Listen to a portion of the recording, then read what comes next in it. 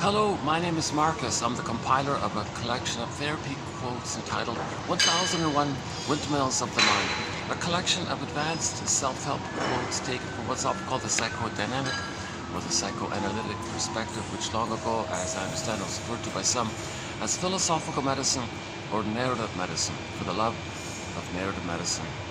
And this is part two. Let's maybe pick up where we left off in part one. So just at the very end, I was just beginning to talk about one of the Twilight Zone episodes entitled Gabe's Story. Very good one, I think. It's this will be sort of my first kind of run through it. I'll update it when I think about it, kind of thing. But it's a very good summary, picture, presentation of kind of like the idea that there is such a thing as an unconscious, that there is such a thing as an unconscious script, and if it's a traumatic script, we're repeating it, hoping for a magical, better outcome, and we're loyal to the script, so we're stuck with the script. But if it's a problematic script, what do we do? So we got to face this script. You know, one way to put it is you need a lantern to see the script, or confront the script, or identify the script.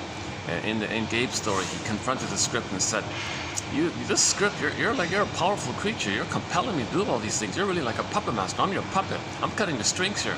I'm gonna decide my life like this. I'm not just gonna follow this puppet master script like this.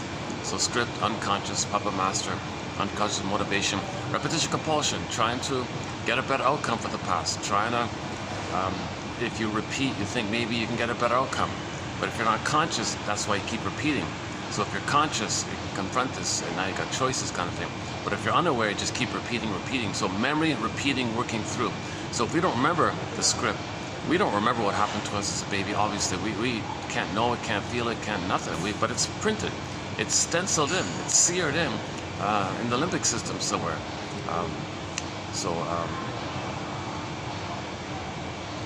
Okay, so it's grooved in and seared in, this neurocircuitry like this, and it's a traumatic script. And it's unfinished business. It's a memory that we were hurt, and we can't relax and love and enjoy the present if we're in this quote-unquote mode of survival with the mother. So the system says, well, you got to get out of this rejection from the mother. Maybe try again or something, or maybe a protest with her. Like you're kind of in a struggle.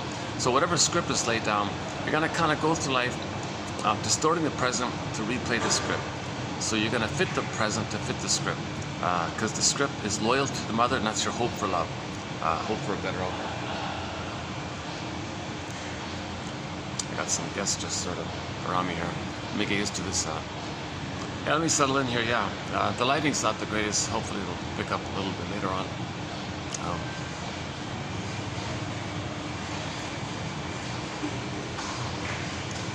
So let me forego the usual introductory kind of material, which I sort of did in part one. And let's just dive right into Gabe's story here. But just to preface the idea, so 1001 Windmills of the Mind, you know, it's a collection. We have 10,000 quotes, and to help us free associate, to help us find our story, we need the story. And then if we get the story, maybe the feelings will come back and the pin will pop out. So the metaphor in the Maiden King story is that when the baby's traumatized, the pin goes on the collar, feels flat. And his beingness, symbolized by a princess or Snow White or Rapunzel, flies away. Echo turns to a statue. Rapunzel's in the tower, Snow White's in a coma, Miss Cord gets pulled down, and so on and so forth. So that's a symbol for our beingness, our embodiment. That's a trauma that we went flat. So we don't feel embodied, we don't feel alive like that, we don't feel real and alive. So if you get the story and try to know what's going on, it's kind of like forgiveness, because if you're understanding, it's kind of like a psychological forgiveness. And then if you do that, if you accept the story, if you accept the truth, then you might get the feelings back. That's called the firebird or the phoenix or the red bird rises. I think that's synonymous with that. I'm not fully sure. Let's just stick with the phoenix and the firebird. Yeah, maybe the red bird rises. I kind of like the phrase that red bird rises. I think. So that's a metaphor that our feelings are coming back, and we feel alive again, and the pin pops out. We're all good like that. So if we lose our beingness, Okay, well that's due to a script that tells you you can't be yourself. Mother wants you to save her. You can't be yourself. You can't have your beingness. Mother had needs. She used the baby to meet her needs. Or the mother wanted to get a better outcome from her past, so she recreated what happened to her in a hope that she can change her past, so she might shame her baby in an attempt to think that if the baby's her, maybe she'll get a better outcome for her past. Does it make sense? Or she shames the baby to replay what happened to her so that she can know that she was shamed by her mother in an attempt to get the story.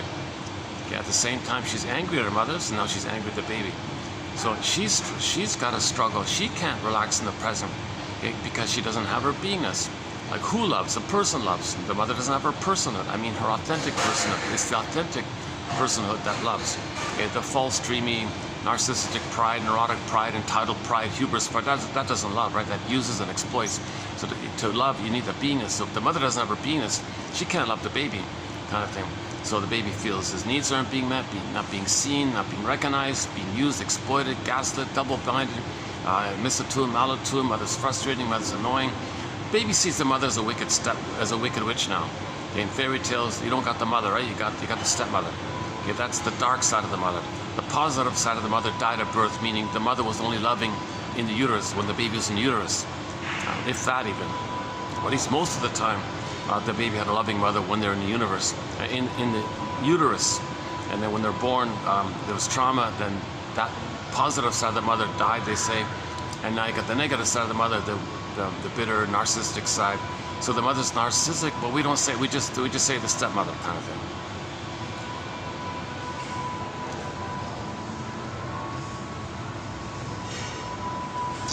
Oh, was that the same guy? Was that the same guy? Oh, was that the same guy? Oh, that's a different guy. Okay. Once I was here, there was a guy who was a little drunk or something. No, it's a different guy.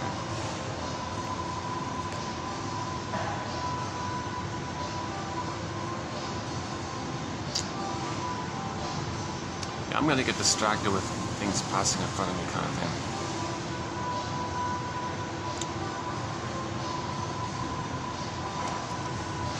Okay, let's pick. Sorry about the lighting in this video here. So let's, hopefully the audio is better. And what a pity. Yesterday it wasn't a bad video.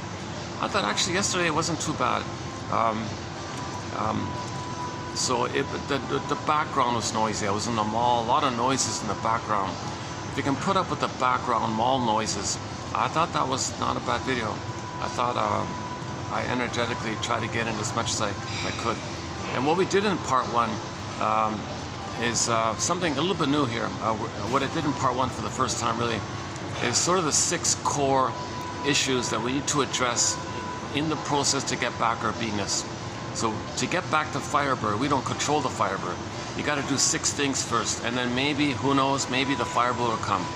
So that's the working hypothesis. If we can do these 6 things, as discussed in part one, maybe the Firebird will come. So those 6 things are sort of based on, okay, let me just do table of contents. So the 6 are, you got to identify defense mechanisms. Okay, so that's the rabbit energy, the trickster rabbit energy, like projection, project identification, okay, and the reaction formation, the double think, and identification with the aggressor. These are defense mechanisms, so it's kind of trickstery like that, right? Now, if you can identify defense mechanisms, embedded in it is the spirit of making the unconscious conscious. When you identify defense mechanisms, you're kind of making the unconscious conscious. That's the duck energy. Ducks swim in the water, fly in the air, squawk on the land. You can live in these 2 worlds. When you analyze defense mechanisms, you're living in these 2 worlds to make the unconscious conscious. Okay, that's select number 1. Okay, number 2 is the seeds. So there's a mountain of seeds. We have to separate the seeds into 2 piles. Okay, metaphor, code for, okay, making the discernment of what's your real feelings from the feeling self, and what's the sensations from the survival self, or what's your authentic reasons versus your rationalizations. So the rationalizations are sensations of survival or hubris or sham feelings or authentic feelings. You got to separate this. So there's a discussion there. Okay, key one. Okay, you got to find the 3rd side of the coin. 3rd side of the coin. Okay, it's both and. Mother's not a goddess or demon. Baby thinks that when he's traumatized to manage the situation. But the mother's a human with loving sides and hurtful sides. She cries for love, she's in pain. She tries to love, she would if she could, but she can't because she's in pain. Even though she's in pain, she tried. You gotta have like a broader, deeper, three-dimensional, vertical, third side of the coin holds the other two sides. Okay, the golden mean, the middle way. You don't heal if you do either or thinking, adversarial thinking, oppositional thinking. You don't heal. Okay. You can't heal. You need to see your mother as a person, then you can differentiate from a human. Then you got your beingness, then you heal. If the mother's a goddess, imaginary goddess or demon, you don't have the person there, so you can't heal. So you got to upgrade from goddess demon to one human who has different sides like that. So you gotta resolve this oppositional thinking, adversarial thinking, prejudicial thinking, survival slogans, jungle slogans, my greedy, your greedy, these kind of simplistic either or mentality. That's not natural. That's just when the baby's traumatized. He thinks like that because the mother's hurting him. There's a monster, hallucinated goddess to compensate. So splitting keeps it separate. So the baby did that to cope with the situation, but later on you face this and resolve oppositional thinking, heal the splits, like put it together. And Inside Out 2, you saw the conclusion of the climax, the conclusion of the either or mentality. No, it's both and. It wasn't that O'Reilly was always never no good and defective and worthless. O'Reilly was some special elite, supreme little divine. Okay, no, it's not like that. It's something humanish, more imperfect but human, but still deserving of love, still deserving of happiness, although imperfect. Something broader, deeper like that. So she saw the conclusion of Inside Out 2, the film of the year 2024. Where they did this flipping either, or am I guilty or am I not guilty? Am I kind or am I cruel? Like she had this flipping thing. So you got to hold the tension of the opposites. That's why you had the group hug there, to hold, to contain. And then a new sense of self came in that embraces both sides. And the previous either or split away, you got a both and. So you got to face oppositional thinking, adversarial thinking, and get a both and way of thinking. And there isn't really opposites. It's just just aspects of one thing. You know, you gotta have like a three-dimensional thing. Go to our 2599, our Route 66 quotes.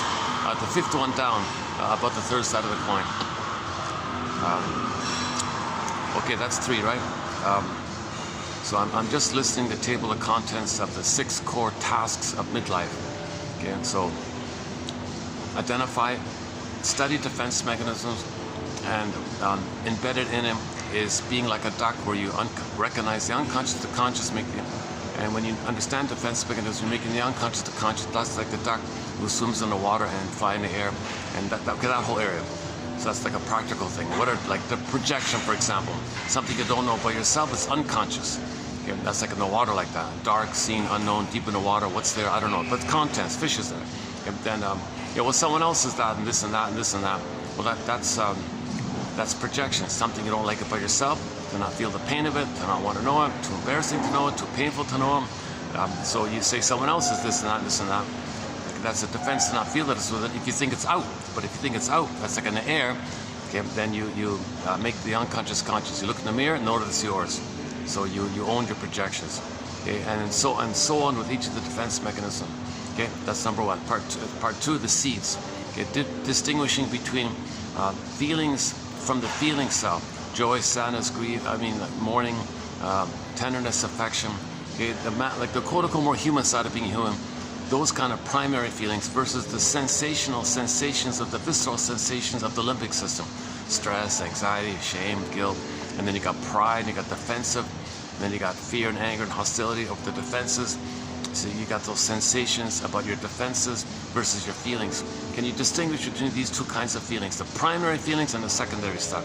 Or better yet, your real motives and your real needs and wishes, your real feelings versus your rationalizations and excuses and false beliefs to make you unaware of them. So that's another major one. Okay, third one, as just mentioned, oppositional thinking. Okay, fourth one. Okay, fourth one's the main one. It's called free association and dream interpretation. So as you're telling your story, you say what comes to mind, what does this remind me of, what does this suggest to me.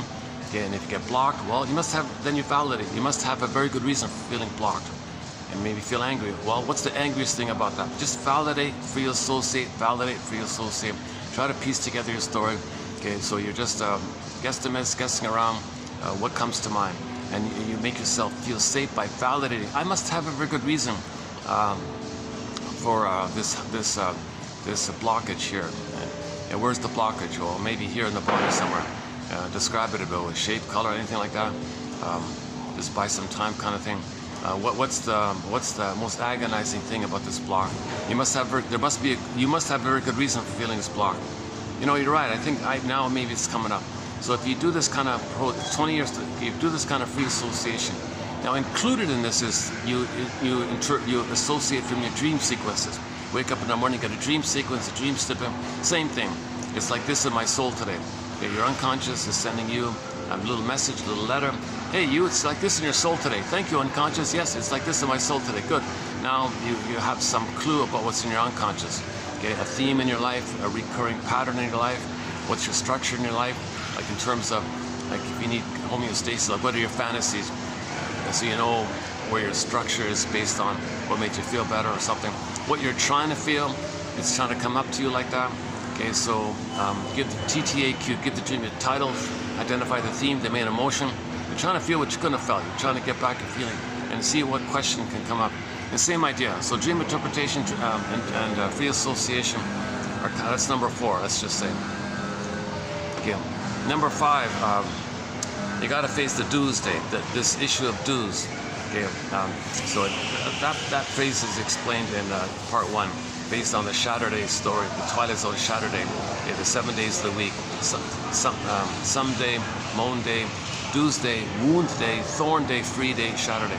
So you got the dues one means the baby isn't born guilty or defective. It's not his responsibility. It's not the baby's job or duty or debt or obligation or due or responsibility to save a mother who experienced pain and hurt when the mother herself was a baby back in her nursery.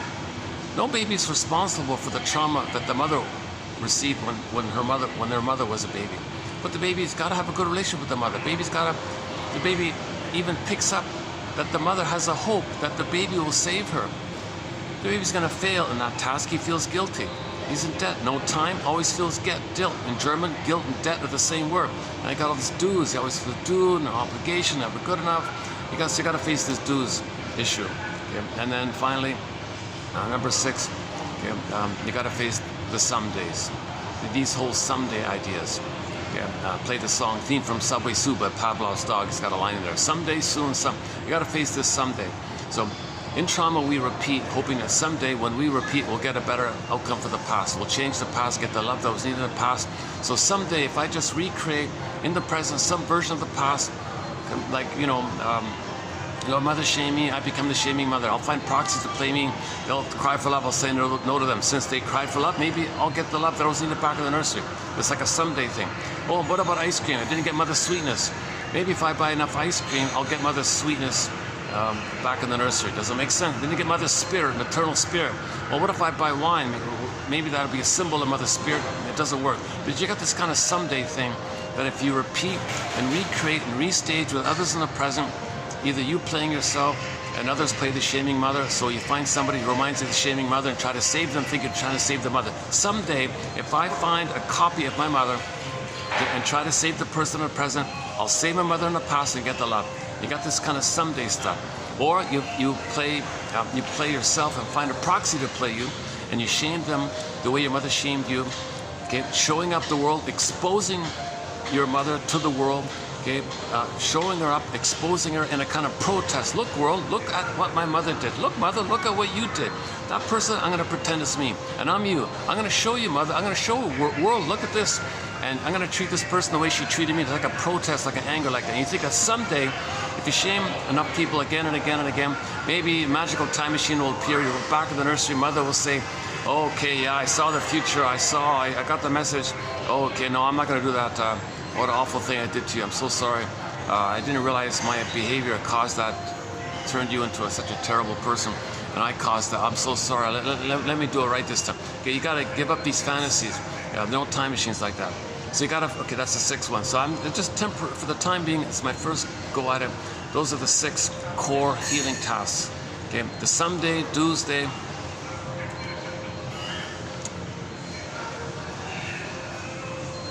Okay, free associated interpretation, that's 3. Okay, defense mechanisms of the duck energy make the unconscious conscious. Got to make the unconscious conscious. Where it was, ego shall be. Okay, so you make inferences. So if you own your projections, you're making the unconscious conscious. Okay. If you observe that what you're doing in the present is replay the past, you're making the unconscious conscious. Okay, the seeds. Okay, distinguishing between authentic feeling judgments, that's discerning if it's a real feeling from the beingness, or if it's just some sham stuff, some blowing off steam stuff. Maybe we can also say genuine abreaction, authentic feeling versus like a sham, fake feeling. You're supposed to feel it, you think you feel it, you don't feel it. Maybe it's blowing off steam. So is it feeling or blowing off steam? Blowing off steam is not really feeling. See, when you're really feeling, it's a relief. If you can't feel, you feel pain, then you want to blow off steam. That's the fake stuff. So you got to separate these two, these basic ones. And of course, healing the splits, meaning resolve the split. Upgrade from either or to both and. Get to the both and. So both and, seeds. Okay. So rabbit, trickster, duck, rabbit, duck. Yeah, rabbit's a symbol for the tricksterism of the defense mechanism, and infused into it is the spirit of the duck, where you make the unconscious conscious, because ducks swim in water and they fly in air.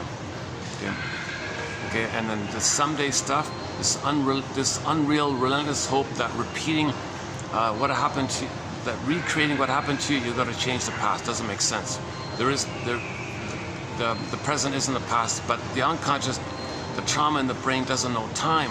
So the present is just used as a replay of the past.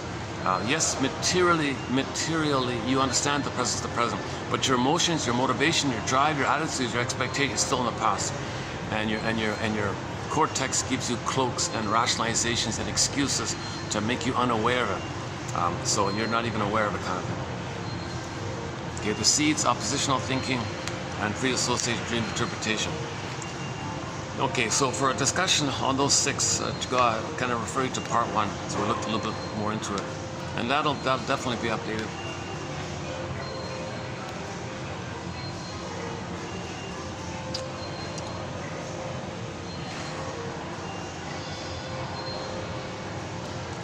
I don't want to bother the guy just sitting right behind me, but the problem is, actually I was here first and then he sat behind me.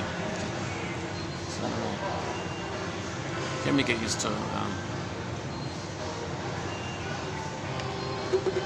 I could check, maybe I can check, let me check around, hold on a second.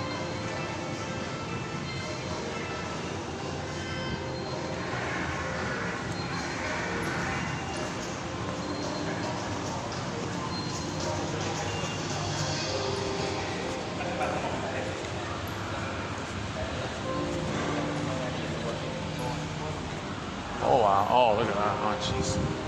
Oh, it's packed.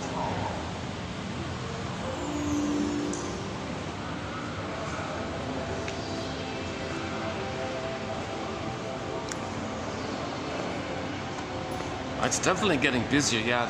Apparently the peak season has started, you notice the difference, Oh, son of a gun. He's gonna sit there the whole day, I think.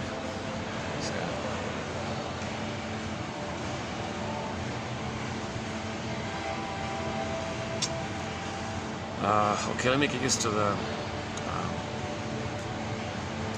situation here. Or I go upstairs to the outer part for a while and come back. Oh, I gotta check the battery. Hold on, let's see. Okay, I'll know in a minute if the battery's... I'm finding my phone was just about to shut down. I got a pop-up message telling me, I got all these tech issues. Sometimes it overheats, sometimes the battery suddenly drains, or sometimes the storage, it's not working where it goes to the memory chip. I don't have enough internal storage. It used to work, now it doesn't work. I've lost a lot of good videos lately, so I'm just sort of in a recovery mode here. Luckily yesterday was okay, I saved that one. But the 3 prior all crashed in the middle of it. So I've lost several hours of good videos. So anyways, we're back on track here pretty much. So let's talk about another thing we did in part 1, a very challenging one which needs to be updated, is the episode Cradle of Darkness, Twilight Zone. That's a very tough one. I don't feel I did it justice. It's a time travel issue where you change the past. So a woman changed the past, but the disaster still happened, even though she tried to prevent it. So that was code for, on a personal level, if you play whack-a-mole with your symptoms, the symptom may come up again. So it's not like that. You got to cause what's causing the symptom. So that was the message of that. But they did it like an outer reflection of it. So some investor had some puppet working for him, kind of thing. So she prevented that puppet, and then a new one appeared anyways. So you didn't address the investor who put it in there. So just attacking the symptoms and not the root of the causes. So they kind of did it like that. They want you to make that inference. They don't say it directly like that. But I gotta update that one. That's a sensitive topic. There are some very emotional topics. So far there are 3, I think, that are very charged, emotionally charged topics. That one there, Cradle of Darkness.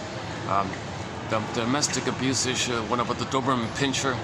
The woman had a little dog that helped her. Well, the memory of her childhood dog actually helped her. Very interesting way. You'll be very surprised how that takes place. That's actually interesting. And the third one is about the prejudice, about society's constant, like systemic, constant, subtle prejudice inflicted on everybody. The school books, which you see on TV, the commercials, the ads, just every little thing has it implicitly biased. So one guy was a victim of cultural prejudice, brainwashing, and so there's a story to address this, courtesy of the Twilight Zone. That's called the Shades of Guilt. So Shades of Guilt, the Doberman Pinscher one, and the Cradle one. Those are 3 very tough topics, my God. But my favorite is still Wong's Lost and Found Emporium. Memphis is a very good one. Memphis, another time travel one. Wong's Lost and Found. To See the Invisible Man.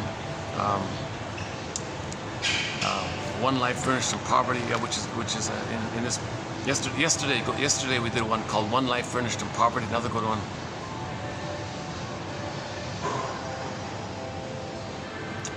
It's rather bittersweet how we spend so much time trying to justify ourselves to the shadows of those who are long gone. Let's add a 7th one. I said 6 core. Let's make it 7 core healing points here. If we're gonna really heal and get the fiber and get our feelings back, you gotta call a spade a spade. You gotta call a spade a spade. Oh. I'm not getting. I don't really see myself in the camera. It's all kind of hazy with the lighting here.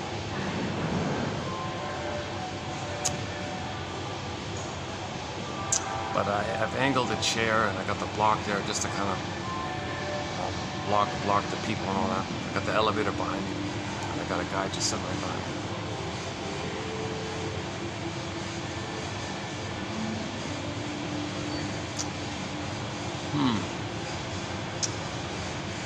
Okay, why is that? I know he's gonna sit there the whole time, right?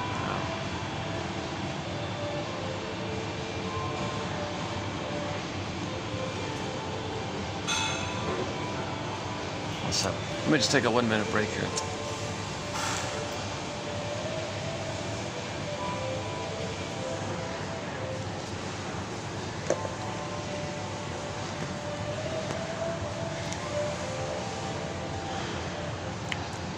Okay, to preface the 7th healing task, we gotta remember that when there's trauma, we repeat, and there's no adult ego mind.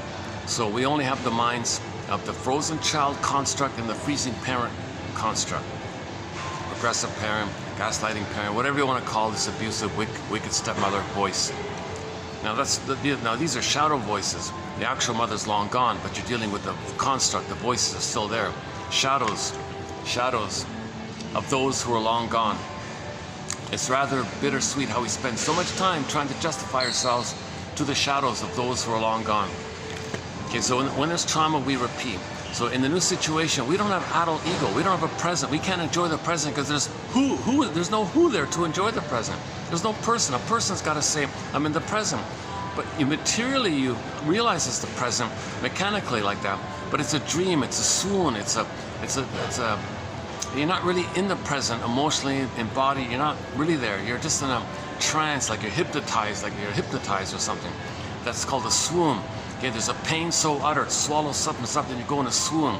Okay, inside out too, you see the chasm seam, and you got to go swoon across, around. You don't want to go in it because there's no person to enjoy the presence. There's no floor like this chasm like that. So you're in a swoon like that. So the famous ego split. The false self can let you deal with the external world and pay the bills and drive a car and all that. But we're talking about how you feel and enjoying the present. Can you mourn? Can you feel alive like that? Okay, so just a shortcut is you notice which construct, which puppet master is controlling you. Okay, so if trauma is before 18 months, usually it's the freezing parent one. So if you're kind of negative and against people, narcissistic, bullying, egoism, if you're kind of negative and cynical like that, and schadenfreude, grievance collecting, injustice collecting, you got this bitter kind of attitude like that. Always jungle slogans, survival slogans, my greedy, your greedy, you know, this stuff. Okay, mother said to you, with me or against me, baby, and you identify with her. So that's like the critical inner voice like that. That could be dominating. That's the frozen parent taking over. Because there's no adult there, there's no ego there, there's no you there, there's no adult ego there, there's no conscious mind for the authentic person. It's missing. Okay. Or if trauma is post 18 months, generally the frozen child one. So you still kind of got this hope that if you save someone who reminds you of your mother, you might save the mother. So you got this kind of hope like that. So you're self-defeating. You don't see the reality of people hurting you because that's your task. You're no good. You deny that they're hurting you. They're called sweet lemons. They're not sour, they're sweet. You lie to yourself to keep the hope alive that if you save that person who reminds you of the mother, you're saving the mother in the past. So that's the frozen child one. So they're a little self-defeating, they're passive a little bit. Now they're nice and they're helpful and they're kind, they're friendly and all that at their expense. So they're not getting anywhere really with life. They're spending their whole lives trying to save their mother still, basically. So if you identify these constructs, then you set them, you realize that they're voices from another era, another time. You're dealing with shadow voices. And then back to this one here, 29-23, the first one. It's rather bittersweet how we spend so much time trying to justify ourselves to the shadows of those who are long gone. Okay, what about this? Let's say your parents were alive. Let's say you're an adult and your parents are still alive and you go visit them or something. Would they remember? Would they recall what they had said or done that made you spend the rest of your life trying to prove yourself? No way. You confront your parents, they'll criticize you. They'll make you feel bad for that. You know, they'll use all these guilt trip tactics. Oh, I gave you life. How dare you criticize me? I have to sacrifice my career to take care of you. How ungrateful of you. What's wrong with you? Like the parents will criticize you. They won't confess that they scapegoated you or used you or hated you. They won't confess that kind of stuff. So you got to get the key out from under this pillow yourself. They won't voluntarily give you the key. So the parents won't come clean. They don't know. They're impaired. They're stuck with the compulsion and constraint of their reptish compulsion. They don't have the self-awareness. So what about going back in a time machine to your childhood time, interacting with your younger you, and interacting with your parents, and your parents don't know that you're the older child, that you're their child who grew up, and just hang out with your family back then, and really observe what went on. And if you could go back, wouldn't you learn that you were always the master of your fate? Okay, so the Twilight Zone wants to make you realize that you decided things, so you're the master of your fate.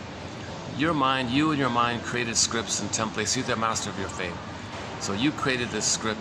So the idea is that script going to take over you, or are you going to control the script, or does it control you, kind of thing? You're the master of your fate. And if you learned that great truth, wouldn't it free you of a useless burden?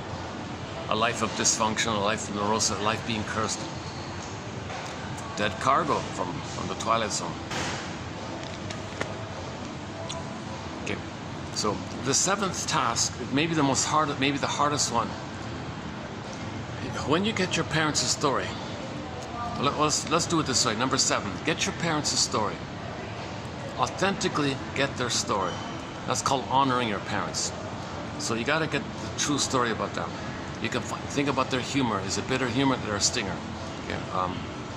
Are they childlike? Well, maybe they're a clinger. Okay. maybe you can get their earliest memories. Maybe that's like a dream, I know the theme or something. What about the birth order of your parents? Were they the scapegoated child, or the hero one, the lost one, the mascot one? What role did they play in their family to keep the system together? So you can look at the birth order. Were they the only child? Something like that. What was the relation with the siblings as well? So try to piece together your parents' story. In the process of doing that, you're going to see them as people, human beings. Okay? You're going to see them as persons. Rosanna Deerchild, quote, the more I learned of my mother's story, the more of a person she became. In YouTube, Bruce, the singer, Bruce Springsteen, everybody knows. Okay? Independence Day, Toronto, listen to the introduction he gives to that song. Your parents, you're kind of surprised and startled that they're like people with dreams and all that. Didn't pan out, but they were like people with dreams. They weren't just your godlike parents or something. They're like people. So see the reality that your parents are people. Now, if you can do that, then you're gonna be able to call a spade a spade. In healing, you gotta call a spade a spade. In recovery and healing, you gotta call a spade a spade. Now, to call a spade, you gotta get the story. When you get the story, now you get it. Now you can do it. Now you can say, my mother didn't love me. She didn't love me. She was impaired. She couldn't. She had no identity. She had no beingness. She couldn't. She was impaired.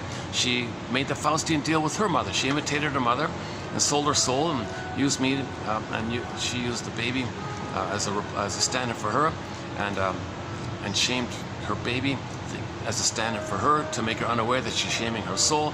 Used the baby to hold her soul, shamed the baby, because that's the Faustian deal. The mother made the Faustian deal, the Faustian pact. She gets the active, aggressive power of being the one, and she can do it forever. That's no time. She can spend her whole life, no time, infinite. Okay, so in identification with the aggressor, oh my God, in Gabe's story, he actually said it. He actually said it. When he was confronting the unconscious, okay, when he was confronting the unconscious, he said he'd rather make mistakes and hurt himself than just blindly be hurt by the script, because the script is hurting him. Look, let me then hurt myself then if that's going to be the case. So there was a little reference to it. They couldn't spell it out too much, but there was a little hint to it, a little tip out. They tipped the hat to identification with the aggressor, where the mother shamed him. Well, I'll be the shaming mother, I'll shame myself. It's you feel a little pride like that. So it's a huge price you pay. You sell your soul to have the power to shame yourself. You sell it like that. So now trauma before 18 months, you don't make that Faustian deal. You kind of maintain yourself and just find others who shame you, but you're still playing yourself. You don't sell your soul. You just find others who attack your soul. But when you make the Faustian deal, no, I want to enjoy the power of being the one who destroys the soul. Fine, I'll destroy my soul, but I'm the one who did it. I'm important like that. You feel narcissistic pride, narcissistic hubris, narcissistic pride, little God, little king. You feel some kind of quote-unquote pyrrhic victory. That's the false seed, right? When you separate the seeds, it's kind of like that. Okay, so the seventh, I mentioned 6. So number 7 is going to be get your parents' story.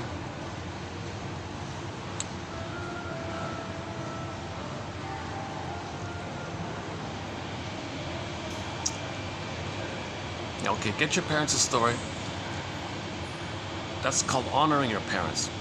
When you honor your parents, you're going to get the story. Now, the truth will upset you free. Now you know the truth. Mother didn't love the baby. And you go to yourself, my mother didn't love me? You say to yourself, why didn't my mother love me? My mother didn't love me? I can't believe this. This is a huge sadness. Now remember, when you feel sad, you get your identity. See, if you're dysfunctional, you're whitewashing your mother's crime. You're loyal to her. You believe she loved you, and you can keep with the hope to get the love, even though she didn't love you. She believes that, but you're still looking for the. What a twist, right? She hurt you. She didn't love you, but she believed what she did was love. And now, then flip-flop, I want to get her love. Oh, but she loved me. See, you still have that hope like that. So to untwist this Gordian knot or whatever, you gotta get to that place, which sets you free. It sets you free. You don't have to fight with the shadow voices from another era. You're not going to win love from shadow voices from your mother from decades ago, trying to please or control or placate that voice, because the actual mother's gone. Right? You're not in the nursery. She might be 6 feet under, but you're still as if you're back in the nursery, still trying to win mother's love. So the only way out of this thing is to say, oh my God, I can't believe it. The point is, you got to get the story. It doesn't work to blindly say, you know, what a witch she was. She didn't love me. Oh my God. Okay, that's not it. You're still splitting. Remember, you got to heal the splits. Oppositional thinking. You can't do either or. Okay, you got to get the true story that the mother. Now she would have, she could have, she couldn't. She was impaired. The truth is, she didn't love you. From that springboard, she didn't love you. Okay, that's the key one. My mother didn't love me. And then part B, my father didn't protect me and guide me. He didn't protect me, okay, from the wicked witch, and he didn't show me life and help me to separate from the mother and help me to leave the mother by connecting with him. He wasn't around, so he was sucked into the vortex, the vacuum of the mother. And she was a wolf like this, golfing like this, because the mother wanted supply. The mother had a hope to get the feeding from the breast, so use the baby's symbolic breast, meaning make the baby respond, see her, make her the center, make it all about her. She's number one, she's entitled, everything's for her, everything's about her. She's the center like this, okay? This idea about narcissism, where they feel entitled, they're the center, and it's all about them. Okay, we did a string of videos on it. It starts with Kimberly Harding, 6 videos by Kimberly Harding from a little book of hers called You and the Narcissist, plus a couple from Drew Keys, a couple from Dana Morgan, is that right? And then from Ilan Golem. So the Ilan Golem is very good, from 2901 to 14. We did a 14 special run on her book called, she has 2 books, so Narcissism Trapped in the Mirror, because they didn't get the oneness, so they're trapped in that mirror. It's all about them. Babies think everything's about them, and you didn't get out of it, so they're trapped there. And her sequel is a very good sequel called Unloved Again. Okay, it's the shortest to explain, but it's the most. Maybe it's I don't know. Maybe it's. Well, they're all difficult. No, there's no degrees here. I don't think there's any kind of. Yeah, it's not about ranking or something. These 7 tasks of healing. It spirals around, it can flip around, up and down. You know, it's not a perfect linear thing. So, but the shortcut of it is get the honest truth that your mother didn't love you. Now, when we say that, once again, we mean from the baby's point of view. If the baby's needs don't get met, okay, if he's scared and thinks he's a goner and thinks his mother's a monster, fighting with a monster, danger, gonna life and death struggle, he doesn't think he's being loved. So from the baby's angle, from the baby's perception, he wasn't loved. If the mother's a monster, he wasn't loved, obviously. So then you say, well, I wasn't loved as a baby. I thought my mother was a monster during that time. I denied it, made her a goddess. Well, that's you. Well, you coped with it. Yes, well, we get that part. That's the splitting, which you got to resolve later on. But the truth is, you see, once you admit your mother didn't love you, now you don't gotta please those voices. Now you don't gotta placate and control and protest and all that. So that's a huge one. Yeah, that's a key one. Let's keep that one. That's number 7. So let's, for the time being, say 7 core tasks of healing. Okay, my mother didn't love me, and my father didn't protect me. So it's a 2-parter. And the other 6 mentioned earlier. One second. Give me 1 second.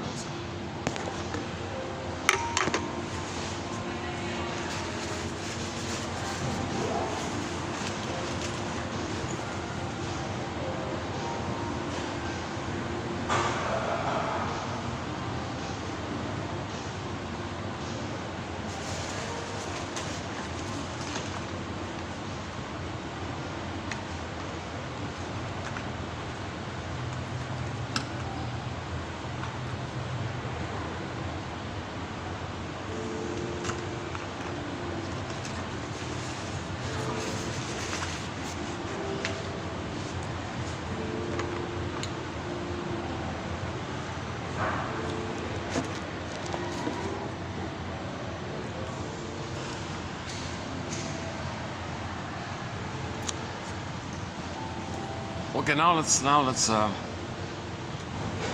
into the Twilight Zone. So we've been talking about the Twilight Zone for the past month, and we covered over 10 episodes. It's fun talking about them. I could spend 20 hours talking about those 10 episodes. And now we're going to add a new one.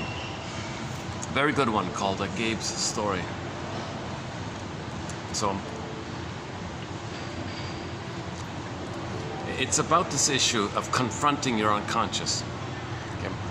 Confronting the script, confronting the repetition compulsion, confronting the self-defeating, because you're tired of it. It's painful, it's hurting you, and you're tired of it. And you reach that realization that this hope is it's like the someday thing. No, enough with this someday stuff. I'm tired of this someday thing. If I recreate my self-defeat to please my mother and placate my mother, because remember, the mother wanted the child to be unhappy, okay? Because then the child's gonna turn to her. So the mother set it up where she hurts the baby, okay? And then the baby is compelled to, in the trauma bond, Stockholm syndrome bond, right? See the mother's wonderful and amazing. If the baby's terrorized and confused and scared like that, he's got to turn to the mother, and the mother's hurting him, and the mother hurts the baby for that, because she wants supply. Okay? She wants the attention to be the center, and doesn't want the child's autonomy, doesn't want the child to have autonomy. And father doesn't step in, and he's just engulfed like this by the mother.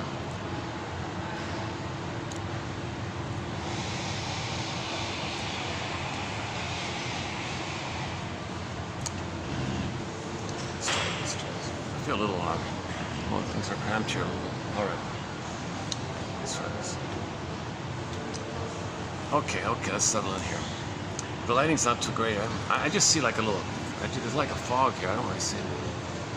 But it's more about the audio, right? See if I turn around. I get better lighting. Oh, I get better lighting this way, right? I could turn around, right? Let's just keep it like this. It's really been a struggle getting lighting. I gotta keep an eye on this phone here.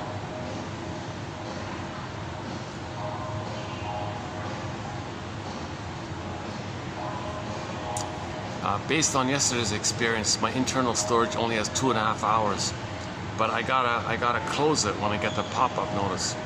Otherwise, I lose. I think I lose. Yeah, I lose it. Son of a gun, I lose it. So at the 2.5 hour mark, you're gonna see me like, carefully watching. Or maybe what I might just do is just close it at 2.5 hours. Yeah, that's okay. That's okay. Maybe we'll do a part 3 if necessary. Okay, so let's cover the Twilight Zone episode, Gabe's Story. Now obviously I'm spoiling it when I just talk about it. Very popular episode. It's got like 500,000 views or something like that. On YouTube, I mean. So it's about a guy, okay? Once upon a time, a little boy was born. Okay, the mother was just okay. So about a guy named Gabe. Now, when he was a baby, okay, the mother wanted the baby to feel to not be successful. The mother wanted to create dependency. The mother didn't want the child to be autonomous, to be himself, to be successful, to leave, because she was dependent on him, because the mother used him as a secure base to please her, comfort her, mirror her. So she made the baby helpless and made the baby have no confidence, and brainwashed the baby that if you have any self-autonomy, I punish you or withdraw or leave you and abandon you. No, mother, don't abandon me. Then you sacrifice your individuality, your autonomy, your growth, your happiness, and serve me and please me. Okay, mother, if that's what you want. So the mother is brainwashing the baby because the mother wants supply. She doesn't want to feel alone. She wants a secure base. She doesn't want to feel alone. She wants someone to attend to her, look to her like this. So the mother's trying to meet, she has this someday fantasy that she can parentify the baby. And so she wants to turn the little boy, control the boy, dominate the boy, to always serve her, protect her, do everything, because she didn't get it herself. So he lost the chance to develop normally. Now in the process of this, the child's upset, dysfunction. Good. You failed. Okay, good. You tried to do something, it didn't work. Good. She might sabotage it. Or you're trying to learn something. No, you don't. She, sabotage it so the child couldn't learn or be punished for it. No, don't read the book or don't do this. You don't need that. You just need me. Like things like that. So he never got attention for his individuation. He never got attention for his developmental growth path. He never got attention or support to go through a developmental process. Okay? So the mother withdrew if the child did that. The only time the child got punishment, it's negative. Or on occasion, if he really hurt himself, like he fell down or broke something or hurt himself, okay, the mother might be nice to him only in those cases. So the conditioning is he'll get some kind of mother's niceness only if he, falls down or something or has an accident or something. So for more on this point, go to the Ellen story in the comic psychoanalysis. Okay, Dark Horse Publishing, the comic psychoanalysis, 3 characters, one of them is called Ellen. She had that exact same issue. The only time she got attention is when she was clumsy. She was always bumping into things, causing accidents and problems, because everyone would respond to her and things like that. That was the prototype. The mother was never around for her in any other way. She only suddenly appeared when she, hurt herself and she was bleeding or something. And then the mother would come. Oh, that's the only time I get any kind of attention is when I hurt myself. So she had that kind of a pattern like that. So he was kind of a little bit similar like that. Now, the important thing, the part B of it all is the father sacrificed, said, fine, mother, you got this thing going on with him, leave me alone, take him, I don't care anymore. So the father sacrifices the son to feed the beast.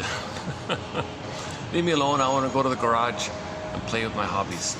Okay, for more on this point, go to nfb.ca over-dependency, the film over-dependency, over-dependency, NFB, nationalfilmboard.ca, NFB, and type in over-dependencies. It's a 30-minute film, you'll see it there. So the kid was engulfed by the mother, and he managed to escape and he went to the garage. Dad, I don't want to like this. I don't want to be engulfed in the mother's world. I want to join your world. No, I already sacrificed. I already made the sacrifice. She wants you. She doesn't want me. Fine, I give up. Go away. No, teach me something. No, you can't handle it. Go away. He kicked them out. So there was no father like that. The father didn't guide him, didn't protect him, didn't do anything like that. Father had a complete, I don't care about you. I pay the bills and the roof, so that's all I got to do. Get out of here, kind of thing. He was kind of cold like that, rejected like that. So he was sort of in that similar. So Gabe kind of was like that.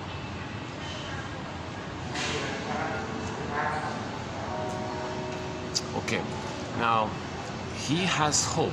He has some kind of hope for a better past. So he's going to stay loyal to the script. He's going to stay loyal to this traumatic script. That if he's dysfunctional and miserable and falls down, mother will be nice to him, and that's his connection to a mother. Okay? He'll be passively wait and hope that maybe someday father in the garage will change his mind, change his thoughts, come, scoop him up, protect him, and guide him and teach him how to play with the tools in the garage, and guide him and show him stuff to help him to be independent, help him to learn a skill, learn a trade or something like that. So he's got that hope, you see. Okay, so that's, I'm going to update this. Okay, so let's say that's going on, right? Okay, so that's his life. Okay, now in his life, so that's his childhood. So in his regular life,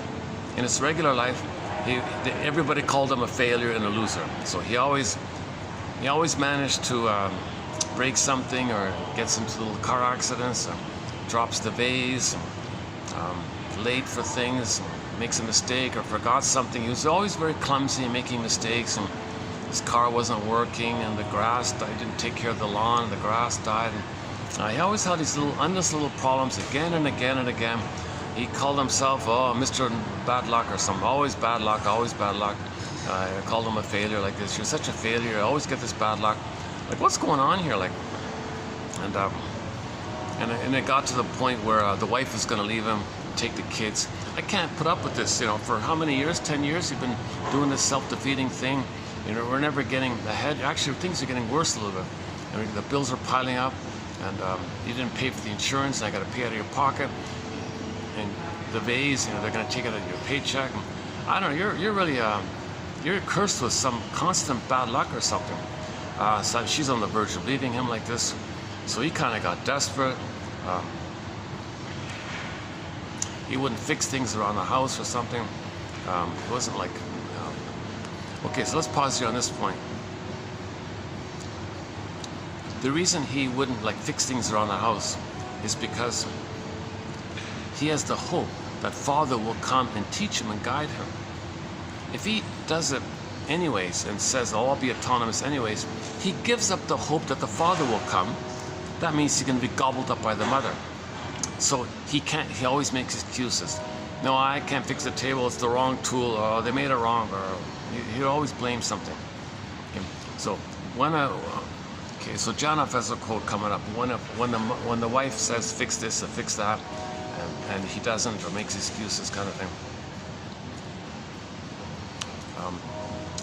It's because if he were to fix the things, it's like giving up the hope. It's like he admitted that Father is not going to come. Now, if he admits Father's not going to come and guide him and teach him and show him, you see, he's waiting for Father to come and guide him and show him, make an appearance. And son, let me show you some stuff here. This is called the plier. You know, this does this like this. Let me show you how to do some welding here. Let me show you how to twist the wires and things. Let me show you how to put the pipes together. Yeah, you got to learn this. This is very important. Let's go to hardware store. Let me show you some stuff here. And he wants to be guided like that. So if he tries to do it on his own, that means he totally gives up. That means he totally gives up the hope of the fantasy. He wants to preserve the fantasy. So if he's active, he gives up the fantasy. He wants to maintain the fantasy. So he's passive. I'm not going to fix the table. I'm not going to fix the thing. So everything's broken in the house like that. Because if he gives up the fantasy, then in his mind, the memory his mother's going to gobble him up. But he wants to be saved by the Father from the mother. So if he acts like, I admit there's no Father, I admit the mother gobbled, so he wants to maintain the hope the Father will come and guide him. So Gabe was also like dysfunctional things. He could do some little things, like he was a driver, and he could assemble some basic things, like he can plug in the TV or something. Like he can do some little really elementary kind of things, like set up the stereo system for the customers or something. So he worked as a delivery guy for a furniture store or something.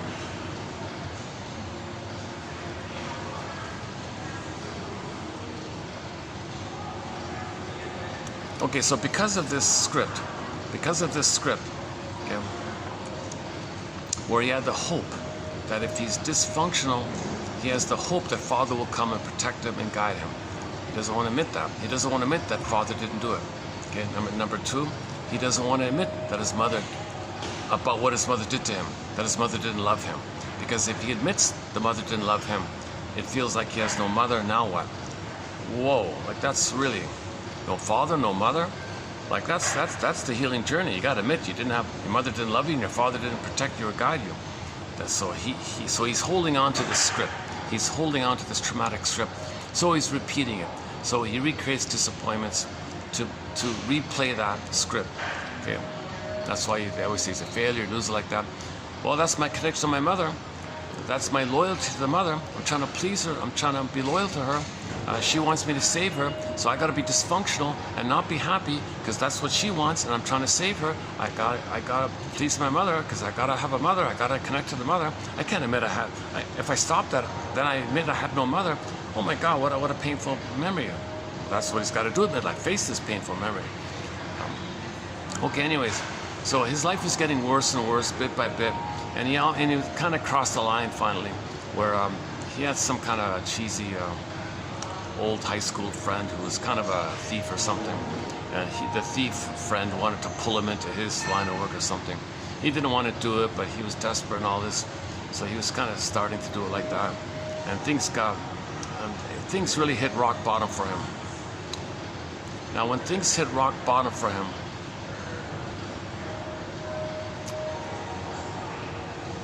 he got angry. He somehow got angry or something, and he wants to face the script. What is this traumatic script? Okay. So now we get into the metaphysical stuff here. So we're going to face three characters. He's going to face three characters. First, he's going to face the jumpsuit guy. So invisibly, we see a character. So the jumpsuit guy is personification of the energetic activities that cause the problems or something. That's the jumpsuit guy. So he grabs the jumpsuit guy. What are you doing? Why are you breaking these things? Now, this is a metaphysical idea. It's not a real person, right? And at first, he was afraid to talk to him, and he went away, and it happened again and again. But things were getting worse. Things were getting very desperate. He's going to lose his family. He's going to lose everything. On the verge of going down a dark road like this. So he grabbed the jumpsuit man. Tell me the truth. You got to tell me what's going on here. I'm not going to let go of you. I can't let go of you now. You got to tell me what's going on here. What is all this? I can't tell you. I can't tell you. This is metaphysical stuff here. You know, it's beyond your understanding. You can't. I got to know. I want to know. So this kind of determination was, I want to know my traumatic script. What is this? All this stuff going on here? Well, I just follow this script. What do you mean? What script? What are you talking about? A script? Well, who writes the script? Well, the writer. The writer writes my script? Yeah, there's a person. So now enter the second character. There's a person called the writer who writes your daily scripts. Every day she creates a little failure scenario for you. She writes these failure scenarios for you. One day this bad thing will happen, that bad thing will happen. She writes these little things like that.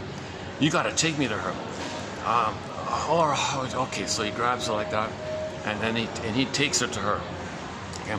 Now it turns out she's in this mirage of a skyscraper that's 10,000 stories tall or something. Well, you got to go to 2,100th story, the 2,100th story. Take up this little magical elevator, find room 37 or something like that. So he gets there, and he tells her his name is Roxanne or something. You're Roxanne? Who are you? Well, you write. Oh, my name is Gabe. Gabe. I write one of your stories. I write stories for thousands of people. I don't remember all. Oh, you're Gabe. I remember now. You're one of the people I write the stories for. Well, I don't like this. Why are you writing me all these failure stories? Well, you see, I'm following the broader imprint script. I just write little daily variations of your life. I gotta follow a template, but I just create little variations of your life. You know, so the template says you're a failure, you're a loser, and every day I get to write some little mini versions of it day by day like this. So I'm just doing that. Now, if maybe I can tweak things for you a little bit. I can make it maybe more interesting for you if you want. And she offered some idea. No, I don't want this daily failure scripts. You change this. I can't change. This is above my pay grade here. What do you mean above your pay grade? What are you talking about here? You're right. No, I follow the template script. Well, who's in charge of this template script? Well, upper management kind of thing. So he's kind of getting angry. He's throwing the papers down like this. No, I'm not leaving this office here. And then he creates a little problem, creates a little scene. And Roxanne says, okay, well, I'm going to get in trouble here. You're going to get in trouble here. I'm going to call upper management here. Good, bring it on, because he's very angry. I want to change the script. So he wants to face the puppet master, right? He wants to confront this script. So he identified the script, the little mechanics of it with the jumpsuit guy. He identified like the daily mini variations, the micro versions of the template. But he wants to face the template. So he's stubborn like that. Okay, then a representative voice for the template said, yeah, it's gonna help you. Look, this template, okay, you're really driving me miserable with this template. Well, you see, well, you got a template here. That's how it works. Everyone's got a template. That's just how it works. It's been going on like this for 10,000 years. Everybody's got a template. They follow the template. No, I don't want this template. Oh, sorry, it's just the way it is. No, I don't want this template. Look, hear me out here. Surely it's embedded that if somebody wants to separate from the template, that there's some kind of free will here, that a person can do it. Well, yeah, that's very few people do that kind of. Look, I'm tired of, he shouted, I'm tired of being a puppet. I'm tired of being a puppet, and I want to write my own life like this. And pompous character like that. Actually, he was kind of playing a little bit like the father voice. No, you can't do that. I don't support you. I don't guide you. I don't help you. I don't do anything you want like that. I sacrifice to the mother. So he was kind of arguing with the voice, the representative voice that represents the imprint that's created. And so it's kind of stubborn. It's kind of cold and hard and rigid. So obviously you get some kind of cold, icy character like that. Some steely kind of character like that to represent that. That's to convey the deep imprint like this. So he had to fight with this script of his, and then I think the turnaround was I'm willing to make my own mistakes. I'm willing to start with my conscious mind to initiate my real self. You know that evil guy or Mr. whatever. You know the third one. You know that there can be personhood. But usually we learn that people cannot self-activate. People cannot individuate. People cannot and get in touch with their uniqueness. We learn that this doesn't really take place too much. That's very rare like that. Well, I'm the rare one if that's the case. I don't know. It's a little battle like this.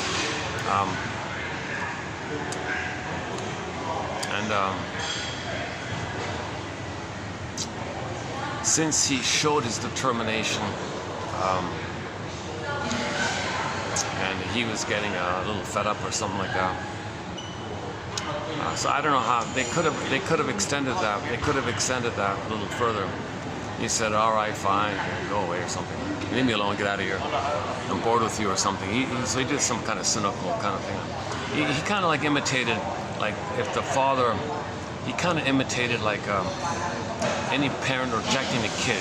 Oh, you're not gonna be my loyal kid and be dysfunctional to please me? Fine, get out of here. And you're on your own. That's what he wanted. Congratulations, he did it. So he managed to cut the strings. So he was a puppet. The traumatic script was the puppet master, and he wanted to cut the strings to the traumatic script. Very hard to do. Yes, of course, very hard to do. This is grooved into the brain like that. So you got to build your adult mind. So what we're talking about here is he wants to build the adult mind. Those puppet strings, fusing, parent, frozen, constant, repetition, that's the traumatic script. Okay, repeating again and again, new visions of the past.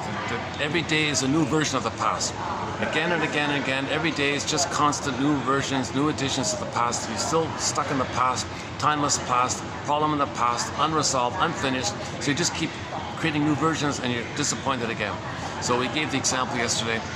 Okay, mother was cold and refusing, right? So he goes to the slot machine, has a hope, cold and refusing, rejection. Okay, so the mother's like a slot machine. She was alluring and promising, rejection. Go to the slot machine, put your money in, hope, rejection. Okay. Or like the booze, the baby wanted sweetness and juice, milk, and rejection. Okay, runs to the wine, a little happy for the moment, and then rejected. Jocose, morose, bellicose, comatose. So when he recreates the disappointments, okay, it's a version of the mother disappointing him. So the template, the working model or the traumatic script, the quote-unquote fate or quote-unquote destiny, okay, is stenciled in like that. They even made a line in the elevator scene, that side conversation. There are no coincidences. We're not doing anything. There's no coincidence here. Everything's based on these templates then. It's like someone thought that might have been a coincidence. No, there's no coincidence. There's just this repetition compulsion of this script. Every day, now there are little coincidences, obviously, but generally speaking, it's just repetition compulsion.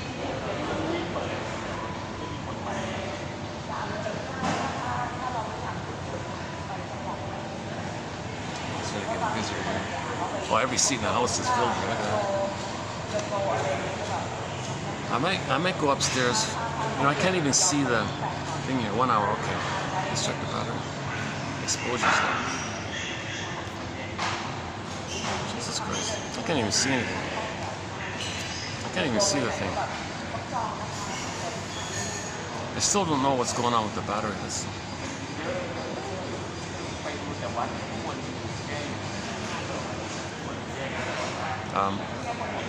Okay, so that's my first go at Gabe's story. Confronting the unconscious, confronting the script, being tired of it, being fed up with it, realizing you're a puppet, and the script is the puppet master, and then sure enough, he decided reasonably he wants to give up the hope that father will come and protect him. He'll give up being dysfunctional to please the mother and all this. So back to the 7 parts. So we don't really see him doing the 7 parts. We just see him little dialoguing like that with the 3 characters. But really infused in that dialogue are the 7 parts I talked about at the beginning. This video.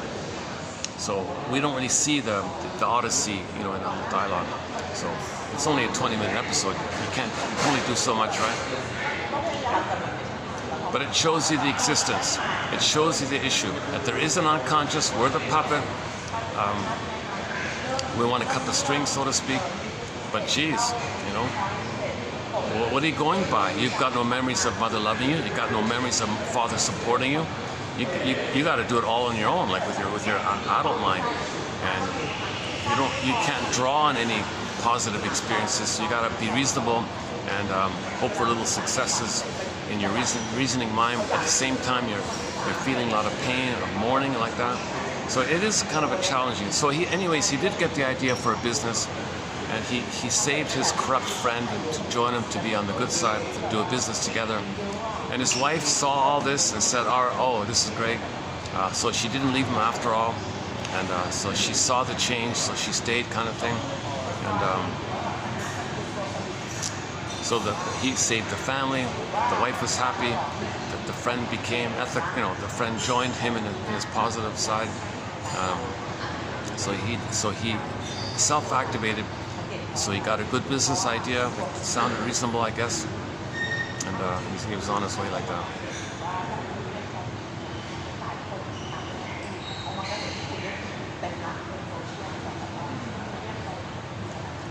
Maybe I'll go outside for a bit. It's pretty hot outside. It's still 35 or something like that.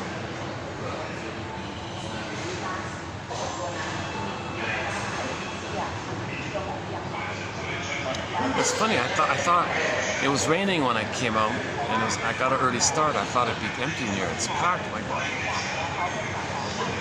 guess I should have gone to the mall. I was planning to go to the mall, and it was raining. I came here instead. It's closer. This one's directly on the. Oh, wait, this one's also on the SkyTrain. The other one is also on the SkyTrain. Yeah. I'm on the SkyTrain. Which stop am I gonna get off at?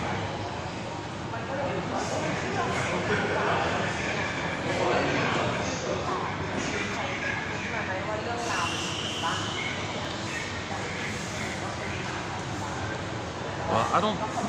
Jesus, eh? We haven't even really done the quotes yet. We still haven't gotten to the quotes. Mainly Ullman and Paul. We'll mainly be doing Ullman and Paul, and a little bit about sweating. I wanna do Ullman and Paul here.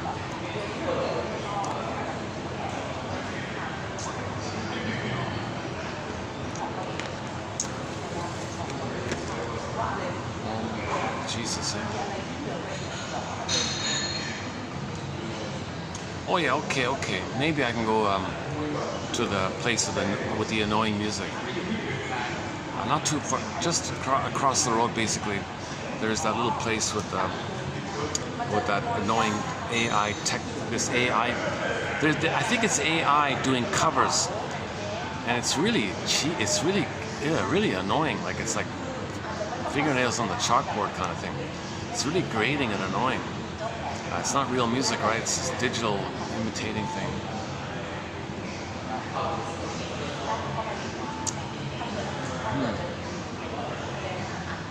Yeah, let me pack up and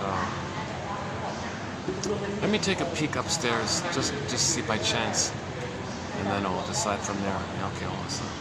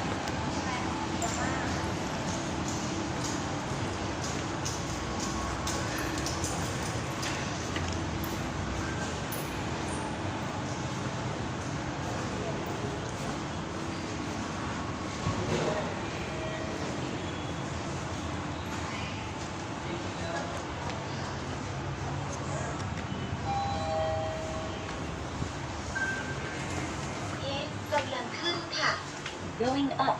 Oops.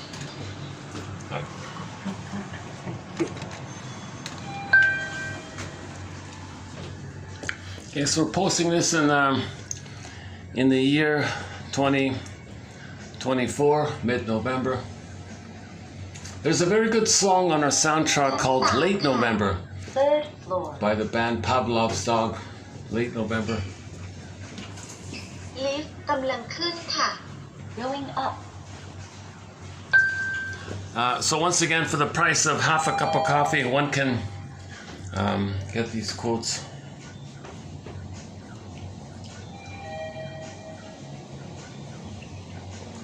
Look at that, it's only 1:40. Hey, I got an early start. ชั้น6ค่ะ 6th floor.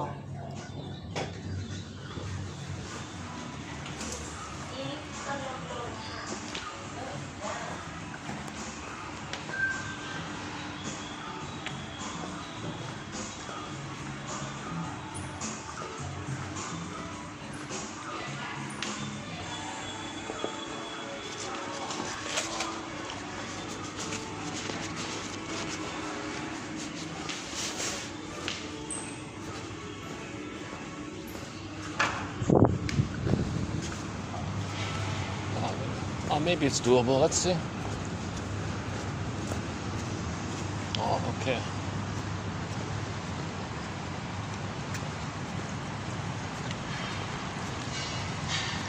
For the kids, they got a cool little dolphin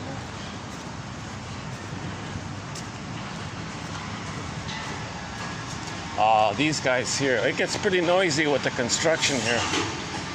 Let's see.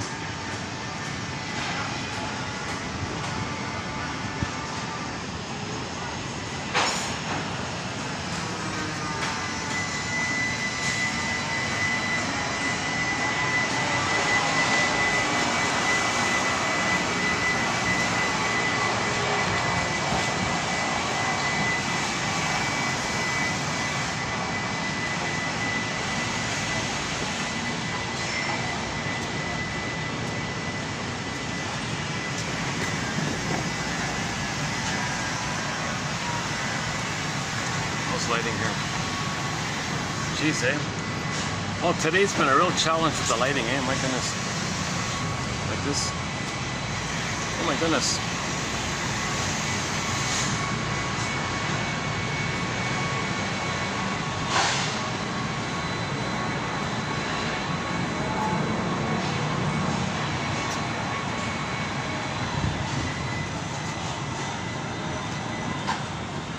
Oh, you're kidding.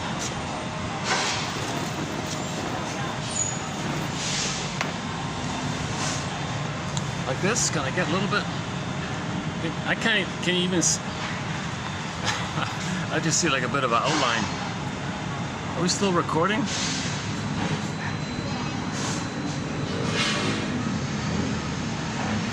Okay, let's. Jesus, eh?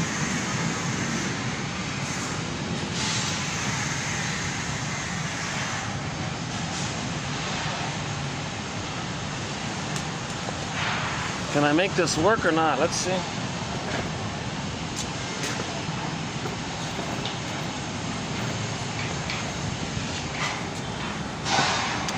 Is that a little better? Like that? Okay, let's try this for a bit.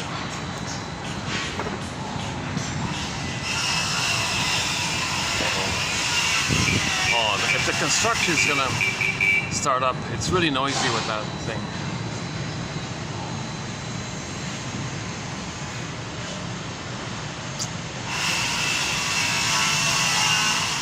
Or get on the SkyTrain and go to the mall. I still got time, right? That's a thought. I could maybe shut this out here and do a part 3. Yeah, that sounds tempting. Yeah, let's do that then. Okay, in part 3, we'll get into Ullman and Paul then.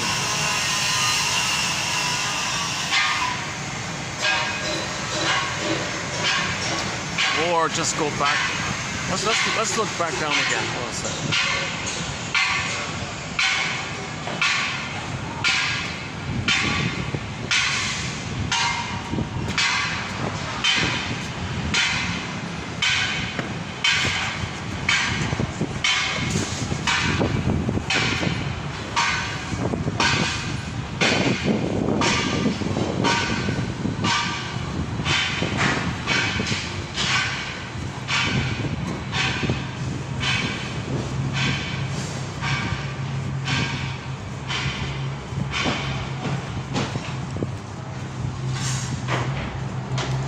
What about here? Same thing.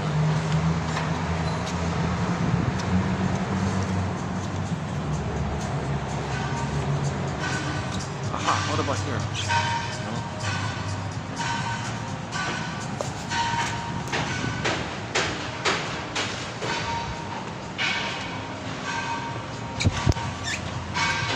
Like this? No?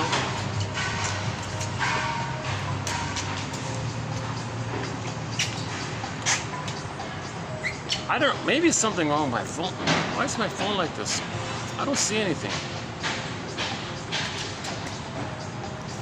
Where's the contrast thing?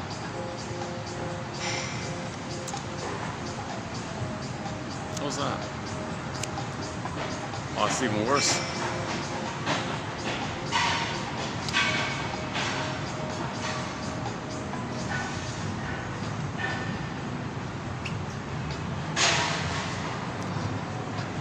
This? That's a little better, right?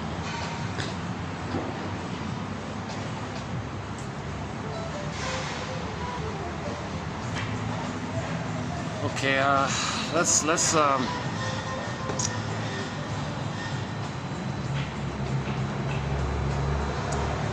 maybe I can hit the pause button. Oh no, I might shut down, right? Sorry about my tech issues, logistics issues. We gotta get. I want to get the Ullman and Paul quotes out. It's very interesting.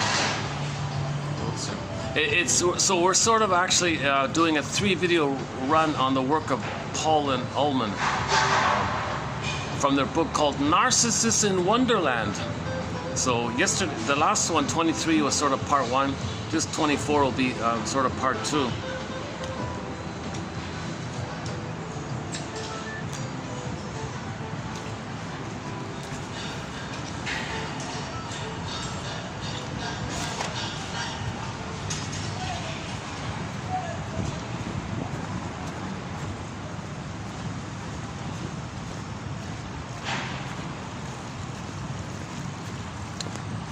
Okay, I do have another spot, just across the way there. Yeah.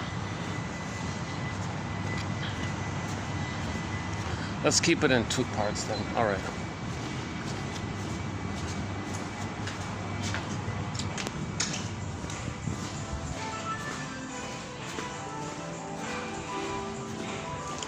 Are these guys open? Look at that.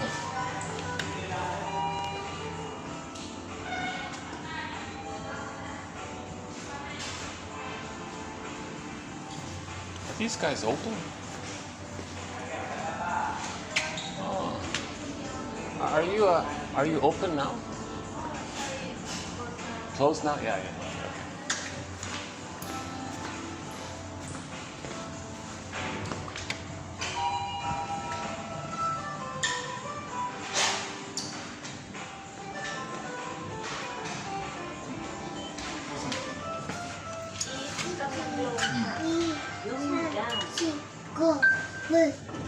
띵어인.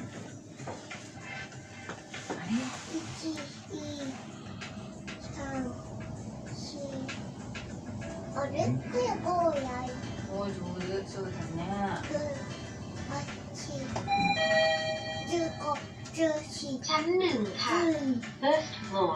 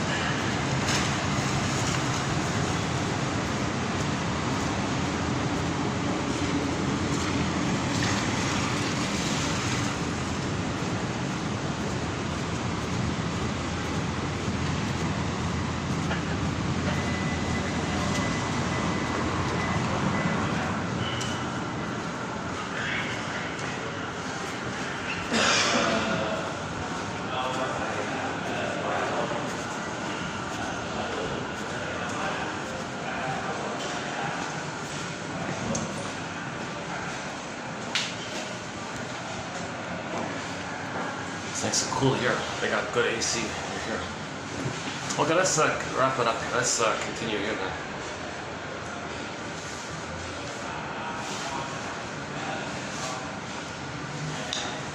So Wong's Lost and Found Emporium, that's a key episode by the Twilight Zone. Lost and Found. We had our beingness, we lost it, want to get it back. Lost and Found Emporium is code for the midlife phase of the midlife audit, the midlife examination period. It's kind of like a lost and found emporium, metaphysical emporium, where you want to identify that you lost it and you want to get it back. 20-year process. The Odyssey was 20 years. Memphis was a good one. About the key line was the key to your future lies in your past. So he had a problem with his future, he went to the past, addressed the past, his future was better. Called Memphis, a good episode, very good episode. The comedy one was about facing shame. So he went to hell. Hell is a metaphor for shame. Shame, metaphor for else he was in hell. And he had to face this unknown character. That was his own inner voice. So he had to face the truth like that. Very good episode. Take My False Life, Please. How about the comedian guy? To See the Invisible Man. It was sort of like just trying to teach a person with narcissism to treat people as people, not think you're so arrogant, you don't need people. So that episode there. The Nightmare Loop episodes are good. I forgot the title of it. They have a Groundhog Day episode where the guy has the same kind of nightmare over and over again. And it's about this doomsday issue. This guy was facing these unconscious guilts. Okay, so he, as a child, had an older sister, and the older sister didn't have a loving mother, so she depended on the father for protection. So the older sister had some kind of safety with the connection with the father, and she thought when the younger brother was born that he interrupted, so she didn't want the kid around, because she thought if the son interrupts the bond between her and the father, then she'd be exposed to the engulfing mother. Now, we're talking about the image the daughter made in her brain based on her relationship with the witch mother, where she felt like a hungry wolf. The mother's a bigger hungry wolf.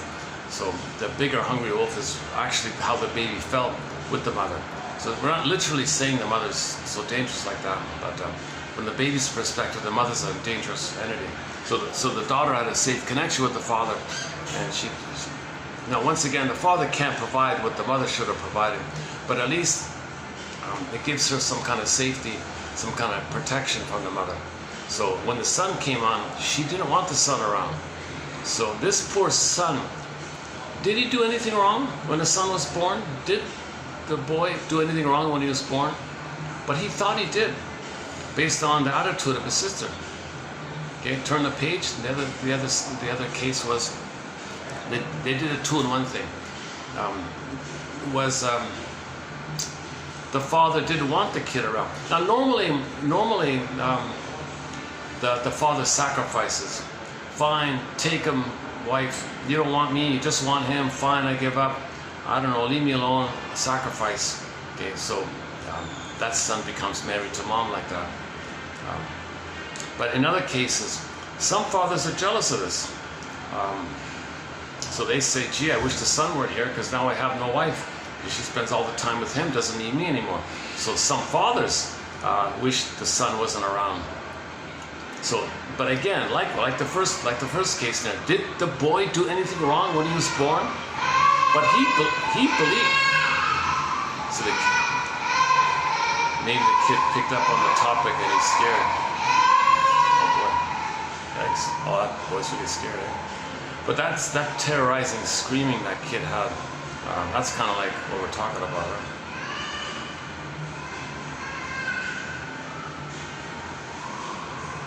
Because when the son is born, the father, I don't want you to go away. He's scared, he's terrified, like that scream we just heard.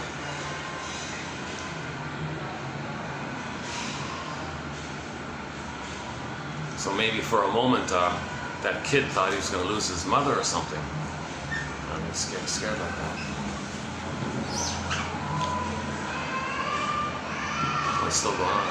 Jeez. Yeah, see, here's the funny thing. Let's say the mother is not reassuring the kid, I'm here. The mother's saying, what are you complaining about? I'm going to punish you if you cry. It makes things worse. I got a real conflict like that. That kid might grow up always creating conflicts. You know, see, because that's the traumatic script. I'm puppet master now. So the relationship with the mother ends up creating this template, which functions kind of like how all your id energy is in there. It's like a character called the puppet master.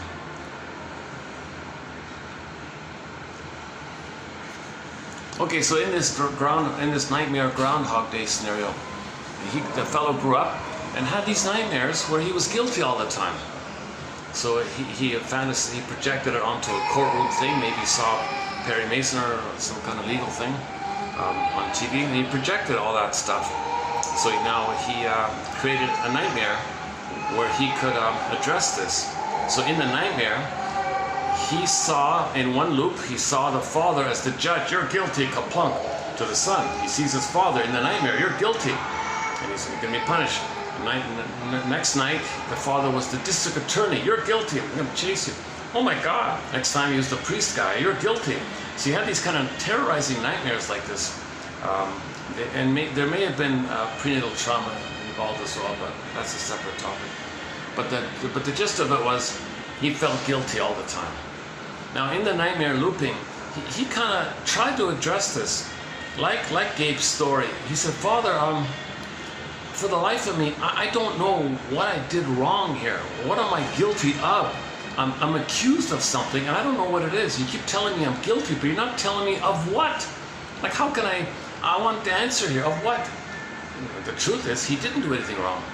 And the father's got to say, oh my God, that's right, you didn't do anything wrong. I'm sorry. I was just angry at him. I was jealous and something like that. So he was trying to get that story. Now, he didn't quite get him. So the show ended him with still in the loop like that.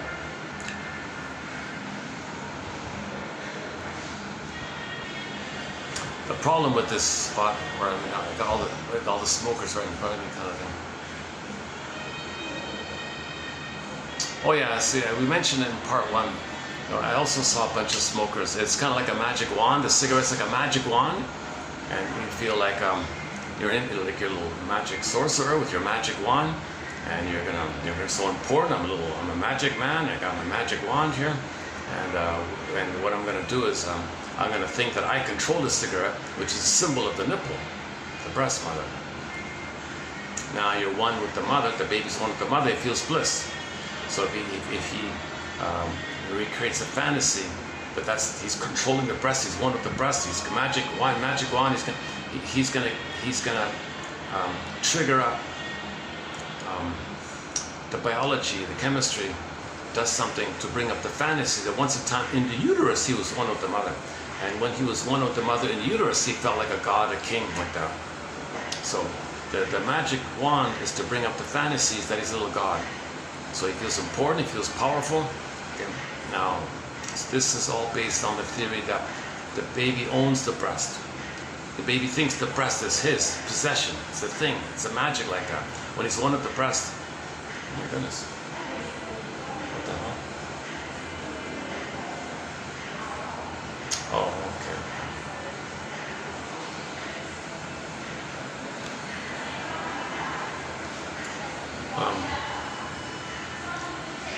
Okay, so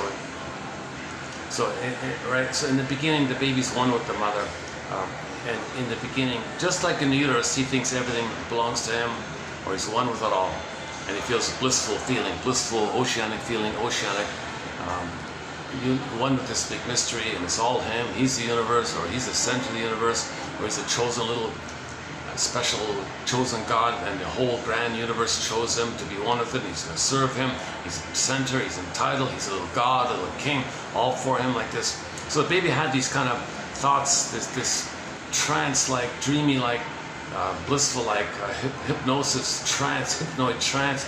Ooh, I'm a little god, I'm so something like that. So he had these kind of swirling thoughts in the primary mentation. Okay, so let's say, now this continues for the first 4 to 5 months when the baby's nursing and all that. But if there's a problem there, okay, oh my God, then you want to regress back to the good old days. How do you do that? You want to take refuge in that old safe place when you were a little god, a little king like that. Well, how do you do that? Well, fantasize that something could be symbolic of mother, okay, and be one with that. Okay, so the cigarette does some chemistry thing to bring up the fantasies, and from the fantasies you feel amazing, and then you get more chemistry from the fantasies. So chemistry, fantasies, chemistry, right? It's not just self-medication like that. It's more about the fantasies, which gives you the blissful feeling. That's all in Paul's theory about what's the issue of the self-object phenomena. So the baby's the self, the object's the breast, self-object written as one word, self-object and written as one word. You don't write them as two words to emphasize that it's fused as one like that. It's one. Mother-infant dual unity. Infant, mother, dual unity. It's one like that. Self-object, one like that.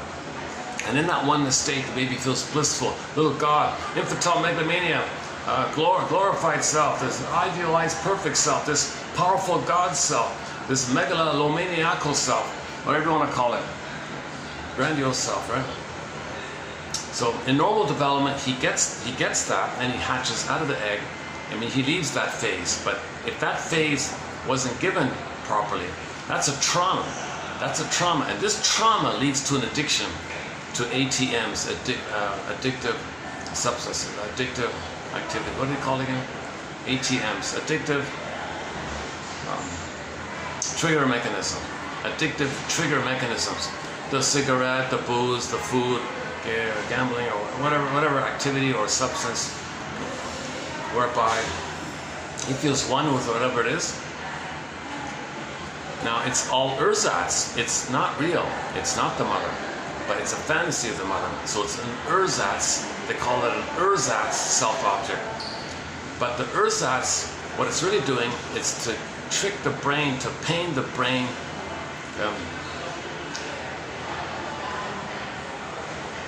What's the brain got to do with it? Got to do with it? We heard a song, what's love got to do with it? What about the brain? Someone said that. What's the brain got to do with it? What's the brain got to do with it? Got to do with it? Well, the brain. So the chemistry triggers the brain's got, has a lot to do with it. So the brain experiences the chemicals. That chemical reaction blips up those old fantasies. That's the purpose of the chemistry, to blip up the fantasies. You're looking for the fantasies, and you want to get back that blissful feeling. So you don't care how you get the fantasy, you don't want the fantasies. So if something's a self-object or a trick, then it's basically a trick to get the fantasies. So these guys here, all these smokers here, they feel pretty calm and important like that. You know, and they're like little gods having a conference or something. They're pretty mellow, they're blissful feeling. It's unlikely that, you know, if they're regular, if they're very habituated to it, they need more cigarettes, you know. But generally speaking, the smokers club, whatever, they're all like little floating like little gods, so they feel safe like that.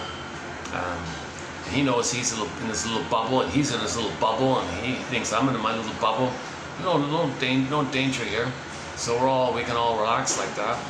You know, I'm safe in my little shield bubble. He's in his bubble. He's in his bubble.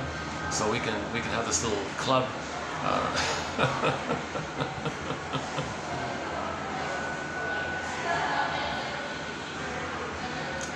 So that's a defense mechanism. Whatever it is in their real life, something triggered them, and they want to go back to the bubble. Now, the brain gets numb, so you need it more like that. And then it gets to a point where you depend on it to even give you a basic level or something.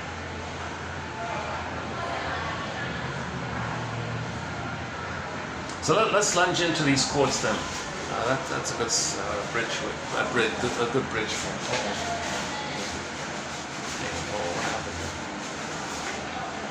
Hey, what are we doing? Well, here we go.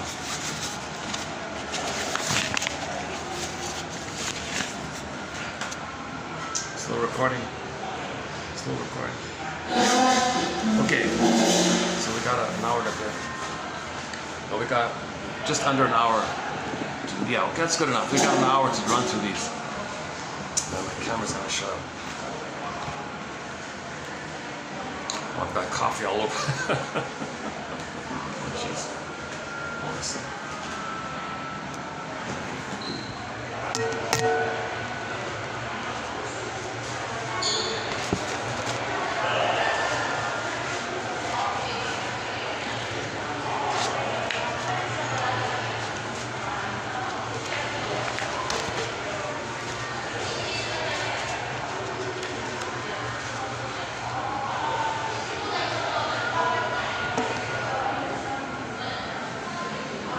So let's review 2923. We posted 3, the first 3, and then this one will be adding 5. So let's review it first, what we've done so far. Okay, here we go. The gong, please. In the hotel, they got this little gong. We can start something with the gong. Okay, says Ullman and Paul from their book, Narcissus in Wonderland. It is best to conceptualize addiction as a kind of self-hypnosis. See, those guys, they hypnotize themselves. These cigarettes are like little watches. I'm going to hypnotize myself to that, where I think I'm a little god in a bubble, and I'm going to stay like that for a while, hypnotize. So they're trying to hypnotize yourself. That's their theory. A whole bunch of them, oh my goodness. Oh my goodness, a whole bunch of them. Okay, it is best to conceptualize addiction as a kind of self-hypnosis rather than as a type of self-medication. That's the traditional idea. Okay, medication, anesthetic or anesthetize yourself. Numb yourself, anesthetize yourself. medicate, don't feel the pain. Painkiller, painkiller. Cigarettes are painkillers. Like that. So that's the self-medication idea. Now Roger Gould calls it, like with food, it's a food trance. So Roger Gould calls it a trance. Like these guys are in a trance. This bubble of guys here, all their cigarettes in their little bubble, they're like in a trance. He calls it a hypnoid state, hypnotic state. So they're all in a mini hypnosis in their mind like that. So they're calm, they bring up the chemistry that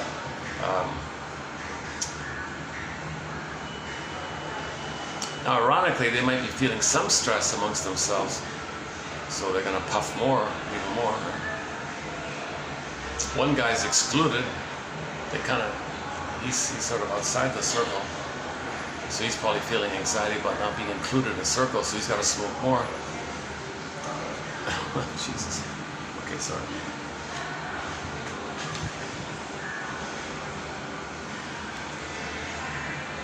But if they don't have the cigarettes, they probably couldn't talk to each other. Huh? It is best to conceptualize addiction as a kind of self-hypnosis rather than as a type of self-medication. In the context of megalomania, i.e. a narcissistic illusion of being a megalomaniacal self as wielding magical control, you're wielding the magical control, the cigarette's the magic wand. Okay, the effect entails an anti-panic sense, no panic, anti-panic sense of being in control. I'm in control. I control the magic wand. It's going to make me a little god. So there's no panic. So because you're in control, you're a little. If you're in God, you're a little. If you think you're a god, you're in control. Which counteracts the panic attendant to a sense of having lost control or being out of control.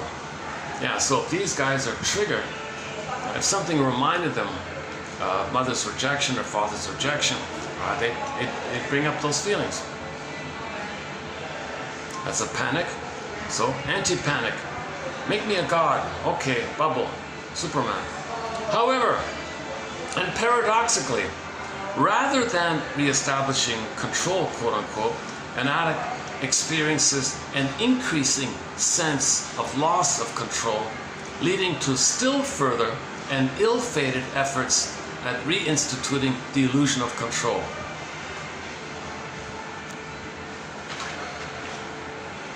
An addict, as under the influence of a fantasy of being a megalomaniacal self endowed with magical control, as someone who artificially alters a subjective sense of the reality of the self and the world.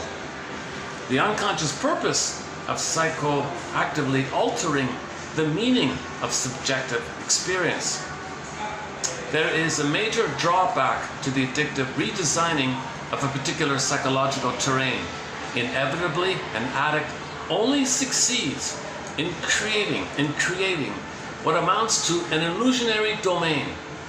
Such a realm of make-believe necessitates constant deceit, deception, rationalizations, you're lying to yourself, excuses, flim-flammery, rationalization, excuses, denial, duplicity, etc. on the part of the addict. All of which are required by an addict's desperate attempt to deny the truth of being addicted. So he doesn't admit he's addicted. Well, that's part of it. I guess that's a needed branch of it. That you're not dependent. I don't need this. I control this. It doesn't control me.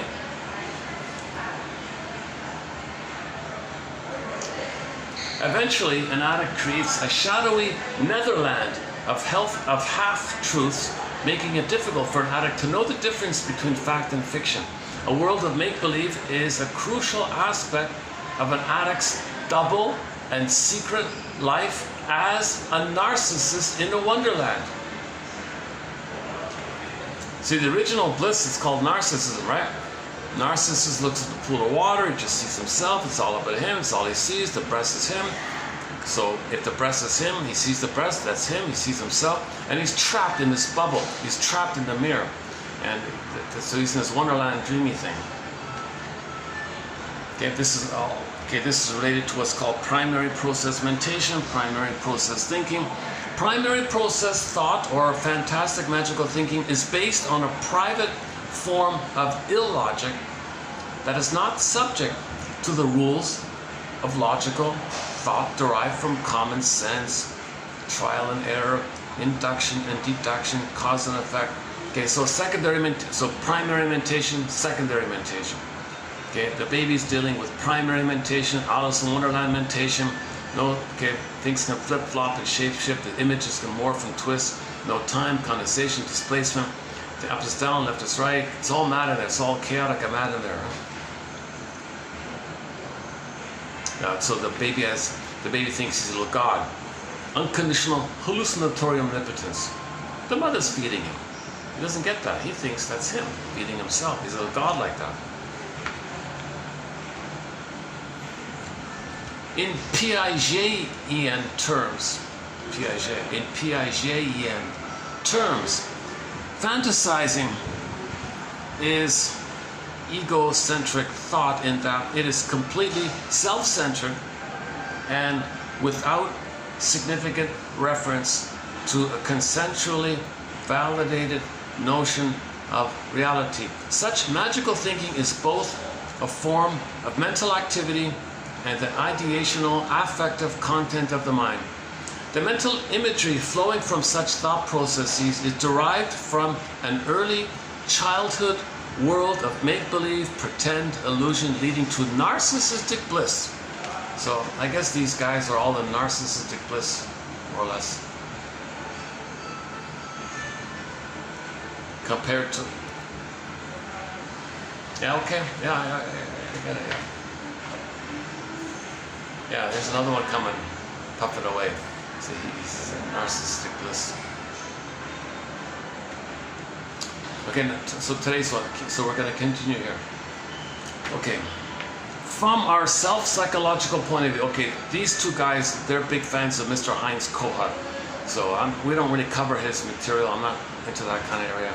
But except for that one point about the self-object term, that the baby and the mother's one, that's a useful term. Okay. So, as mentioned before, when the baby's one with the mother, he feels like a little god like that. Now, if that mother part is missing, you look for fill-ins, fake fill-ins, symbolic fill-ins. So now you got the substances and the cigarettes and the drinks. You think those are kind of but the chemistry brings up the feeling. But you think it's the breast. It's a standard for the missing breast because all you care about is the chemistry that brings up the fantasies. You want something to give you the fantasy, so by deduction you kind of treat the thing like it's a fill-in for the missing breast. And so they call it an ersatz, a self-object. And whatever it is, it can be a substance or an activity, they call it ATM. Addictive trigger mechanisms. From our self-psychological point of view, addictive trigger mechanisms are viewed as magical agents that enable an addict to indulge in artificial means, to indulge via artificial means in archaic narcissistic fantasies and moods of narcissistic bliss. Again, from our self-psychological point of view, addictive trigger mechanisms or ATMs are viewed as magical agents. Okay, so the cigarette is a magical agent which they control, right?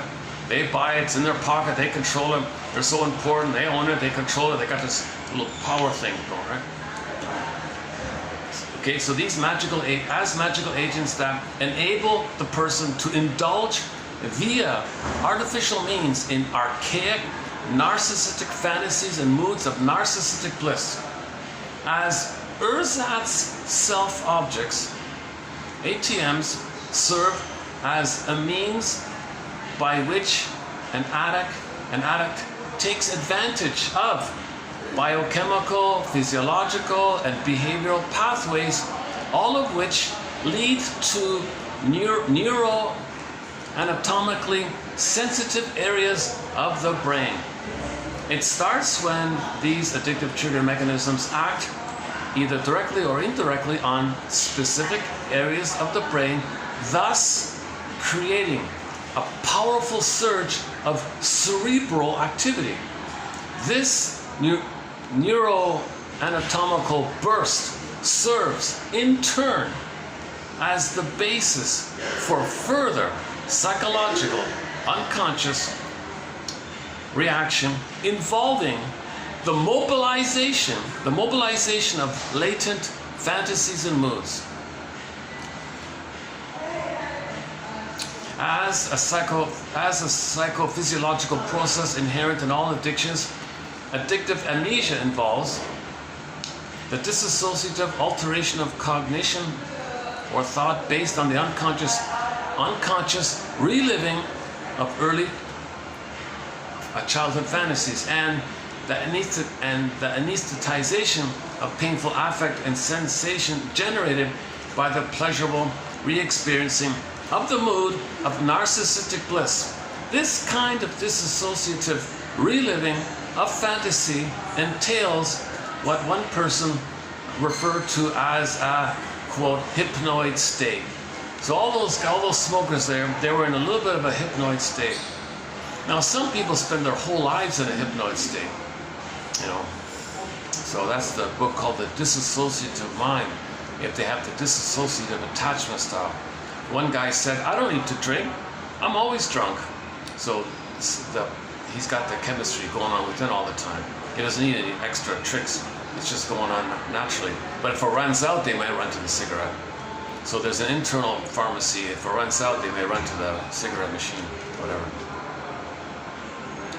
Okay, addictive trigger mechanisms are ersatz self-objects and, as such, are distinguished from genuine, yet non-human or transitional self-objects.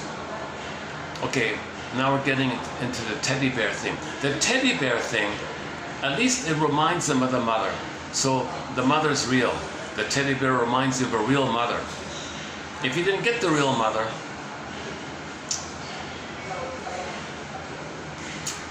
the cigarette doesn't remind you of the mother. Despite functioning as ersatz self-objects, addictive trigger mechanisms do partake of some of the essential qualities of authentic and in this instance, transitional self-objects. So you kind of think the cigarette is a teddy bear or the beer bottle is a teddy bear, etc. You a little bit think it might be like that. Unconsciously, an addict fantasizes these things, these non-human things and activities as being teddy bears in nature. As a result, they are imbued by an addict with capacities normally emanating from real self-objects. From a self-psychological perspective,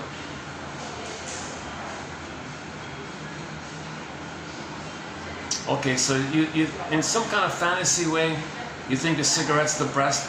So because of the fantasy, you get some. It leads to some. It leads to the effects of how a baby felt if he had the breast. So you're looking for the effects, but it's not a real thing.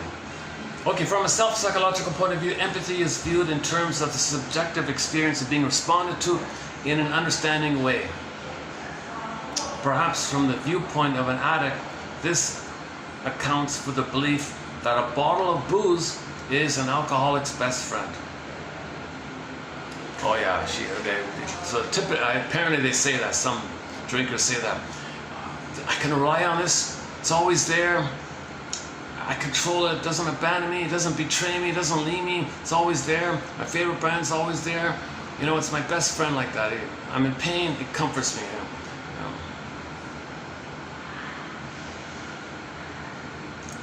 Oh God, Jesus Christ. So they didn't get the soothing with the mother, the comfort with the mother. So the mother's supposed to see the baby, soothe the baby, recognize the baby, understand the baby, be there for the baby, recognize the baby. and respond and meet the baby's needs because she's attuned and she can recognize what's going on. And the baby remembers all this, it's set in, and he can pick it up on it for himself. And from that, that's a part of him. That allows him to have an ongoing safety and self-acceptance to be himself. How the mother treats him, he's going to treat himself. Human connections lead to neural connections. Baby's brain is malleable, he's setting in all the wiring by the interaction with the mother. So if the interaction with the mother, she's shaming and gaslighting and punishing and not seeing and rejecting and blaming, he doesn't have any of those positive memories. That's a trauma. When there's trauma, okay, that's going to lead to addictive substances. So you're going to find some kind of chemistry trick to take you back to the uterus before the mother. Remember the mother, in the fairy tale, the mother died, right? But she was there in the uterus time. So you want to go back to the uterus time and bring up those fantasies.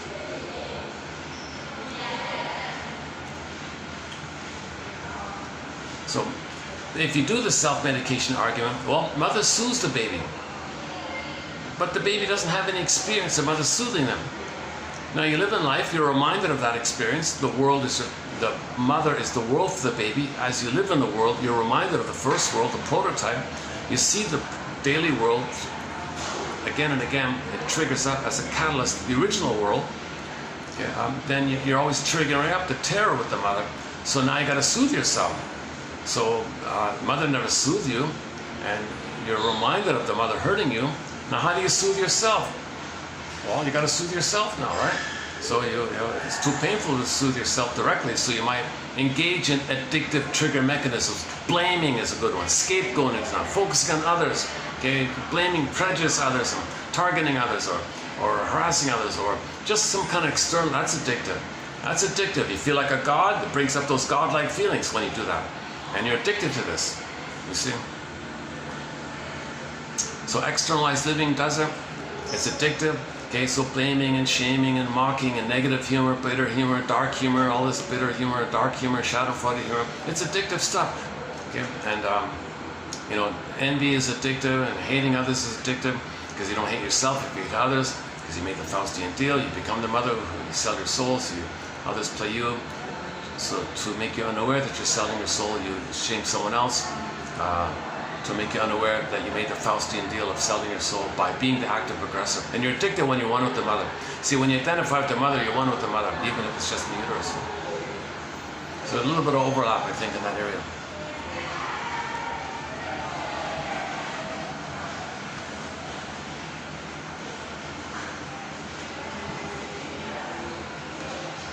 Yeah, so this ATM, it's not just cigarettes and booze. It can be blaming, it can be prejudice, it could be joining a club that all they do is make excuses and believe these things. Gotta do this and gotta do this. And, well, that's just a cloak, a camouflage. You gotta read, I think Janoff's book called Beyond Belief is good. He lists all the various cults and all their rationalizations and excuses. That's a camouflage and a cloak, okay, to make them unaware that they're addicted, to make them unaware of the pain, so they're addicted. So they believe these things with rationalizations and beliefs and dogma and all the creeds and all this. Okay, it's just to make you unaware of the pain and make you even unaware that the pain is creating it. The belief is there, embedded in the belief is the function to make you unaware that the pain creates those beliefs. That's a key point in Janoff's book. Hard to find book. We have those quotes in our collection here. If you go to 2745 to 70, I highly recommend. Okay, we got about a half an hour left. Battery's holding this. Okay, this is the same like yesterday. So this is going to shut out. In about 30 minutes, I'm going to get a warning. I got to close it just when I get the warning. So I got to see it. Otherwise, I lose the whole film again. For some reason, I can't get the built-in chip, memory chip. It doesn't link in anymore. I have to reset the phone. When I reset the phone, oh my God, everything was lost. Nothing works anymore. Apps don't work. You got to update things. This app is not compatible with your device. You got to update your device now. Jesus, it's really catching up with me. This old phone. I'm gonna miss this old phone. This has been a great little phone. It's a kid's phone. It's a very simple, minimalist budget phone, yeah? Well, I can show you can I show you in the camera? Oh, you can't really see, you can't really see it. A great little phone, yeah. I'm going to stick with this company for sure. This is a great company. It's an honor brand. It's very good. Well, it used to belong to Huawei, right? And then they branched off or something. So, either way, either one. So the next phone will either be a Huawei or an Honor. I'll probably go with Honor.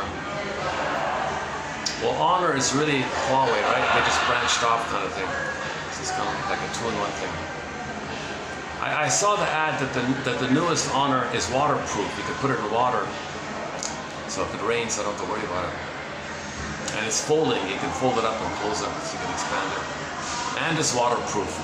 They showed it, they opened it, put it in the fish bowl, and the fish are passing by, and the phone is still on. It's a Magic V3, Magic Honor Magic 3 V3 or something. Is that right? Did I get that right? I'm waiting for it. It's coming out next year or something like that.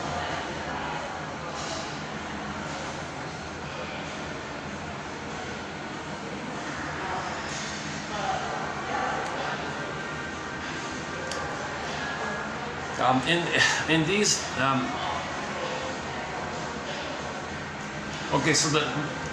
on. In these three narcissistic behavior disorders, there is a psychopathological disturbance based on using rather than relating. Okay, so there's no real relating. Narcissists don't relate really, right?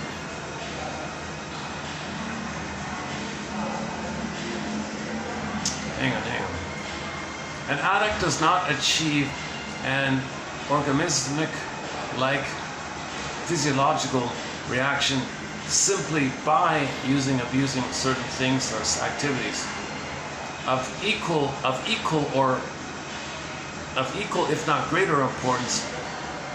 An addict must mobilize archaic narcissistic fantasies and moods in order to achieve an addictive state of mind. Fantasy and mood are the critical intervening variables for the addict.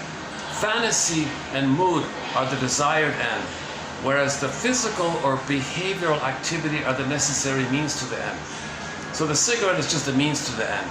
They're looking for the end, right? The fantasy and the mood. They're addicted to the fantasy and the mood, and they don't care how they get it, kind of thing.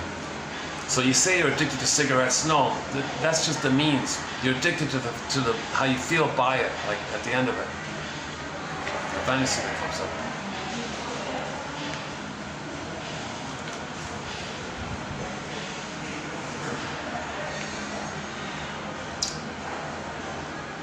Okay, the next ones are just some loose ones here.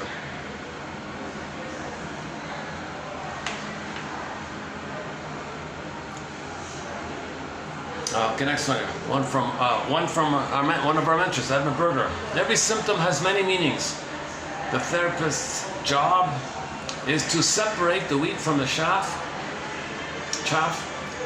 the meaningful from the secondary camouflage. That's the seeds. The wheat from the chaff, right? The seeds one. The meaningful from the secondary camouflage. The worst that can happen is to confuse the essentials with the also present. The result applied to a different sphere was wittily summed up by Albert Hubbard. Every knock is a boost, huh? Albert Hubbard, who defined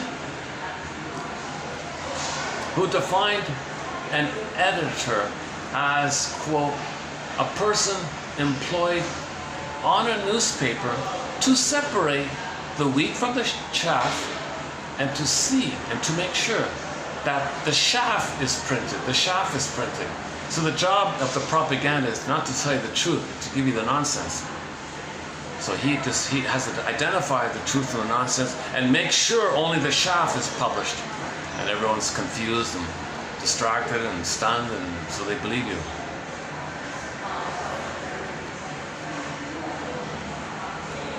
So he just makes the analogy there. As above, so below. Every knock is a book. So in the Harry's Law Show, Harriet, the woman, Harriet. Her nickname was Harry.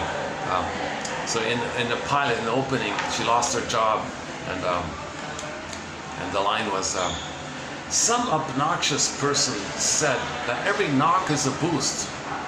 So she lost her job, that was the knock, but it turned out to be a boost because she opened up her new company and was successful and all that. Another good line from the Harry's Law show was one guy had a midlife moment. A middle-aged guy had that kind of this moment of beginning the midlife audit. So his fake self was wearing thin like that. And the scriptwriter gave the actor the line, I wonder what's worse. To realize you're no longer what you are, or that you still are what you've always been.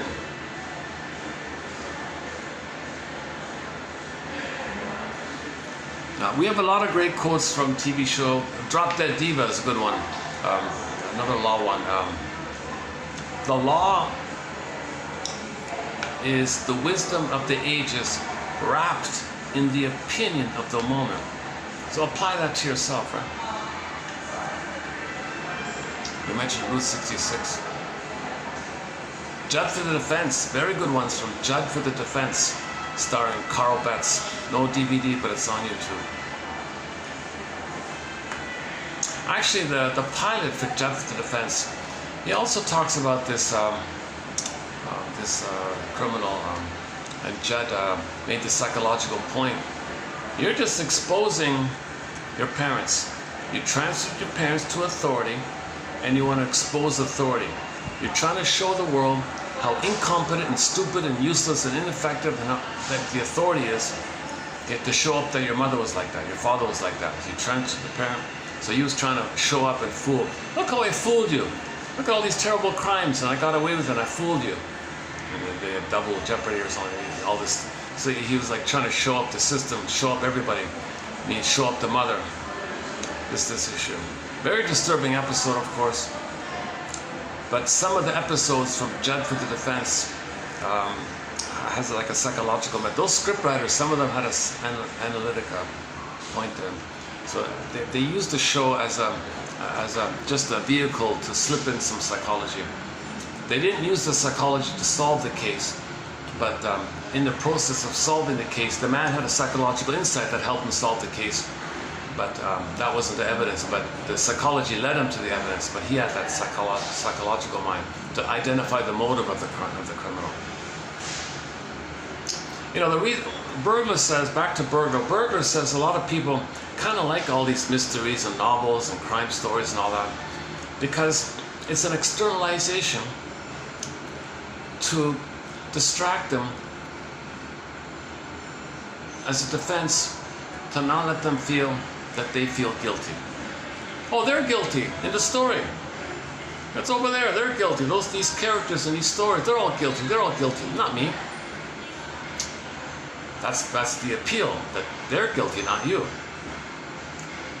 And you can covertly, sneakily identify with the criminal and the persecutor like that. You can flip it around, but you're detached. It's not me, so it's out. So that's escapism.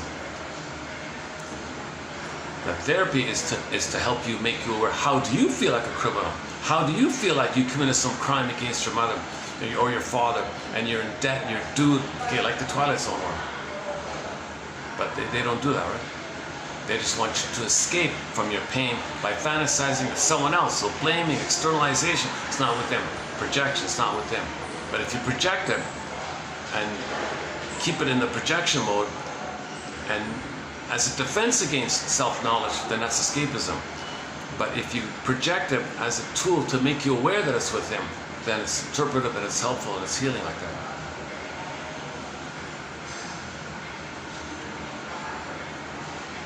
Well, it's kind of sad, two very young guys. You know, as somebody said, Loretta Bruning has an article entitled "Why It's Always High School in Your Brain." She talked about this high school time. That's a real another malleable time of deep imprinting So there's sort of like the first 5 years, it's all malleable, and then a little later on, another malleable time, and then high school is another malleable time. So if you do things in high school like that, they're going to be, they might be addicted because they're burning it in more deeply.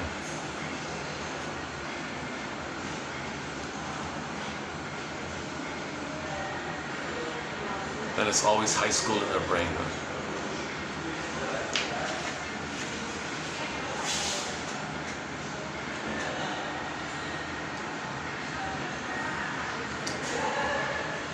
Okay, this next one I'm reading for the first time here. Let's see how it goes. This is a huge question mark for me. It's about the sweating topic, because I kind of sweat easily myself, so I was interested in this topic personally. Brought to the analyst's couch by his incessant sweating, who speaks of his headlong race to live up to the expectations of his family. For Martino, each task he undertakes, each day he faces, is like another stage in the Tour de France. So it's kind of like an Inside Out 2 anxiety. She's sweating, buzzing around. So in the film Inside Out 2, anxiety says, well, when I was a baby, I was unprepared to save the mother. I had no chance to save the mother. But as I live in life, I'm going to be reminded of the mother. But now I'm going to be prepared. Now I'm going to anticipate. Now I'm going to prepare.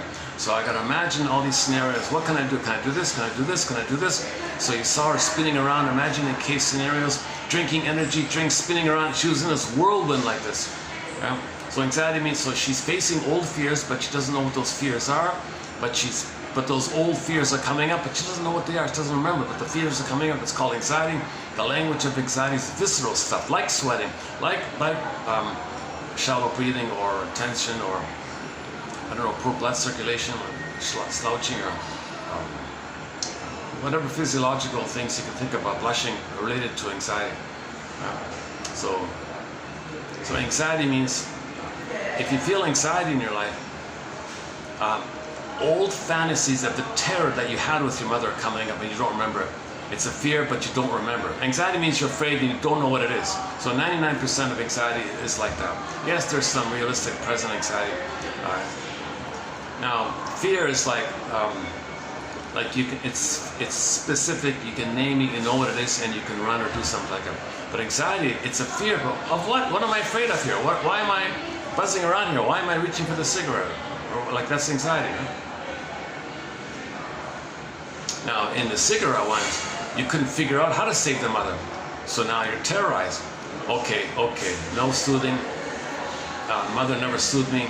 Oh my God, I gotta go back to the uterus. I gotta bring up those fantasies where I was a little god in the uterus. Give me the magic wand, give me the magic thing here, and trick my brain to stress out the brain, to have a burst of neuroactivity that leads to those old fantasies.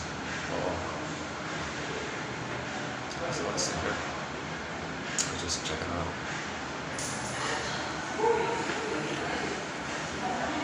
Oh, there's a tour bus.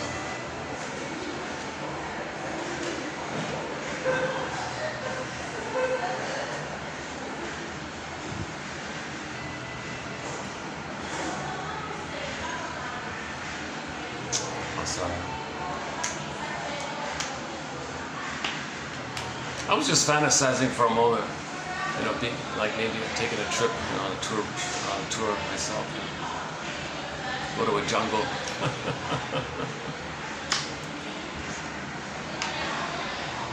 Breathe some fresh air, some good air.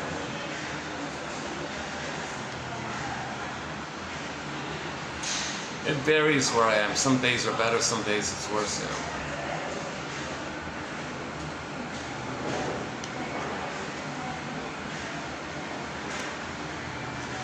Okay, another one about sweating. So what was that one?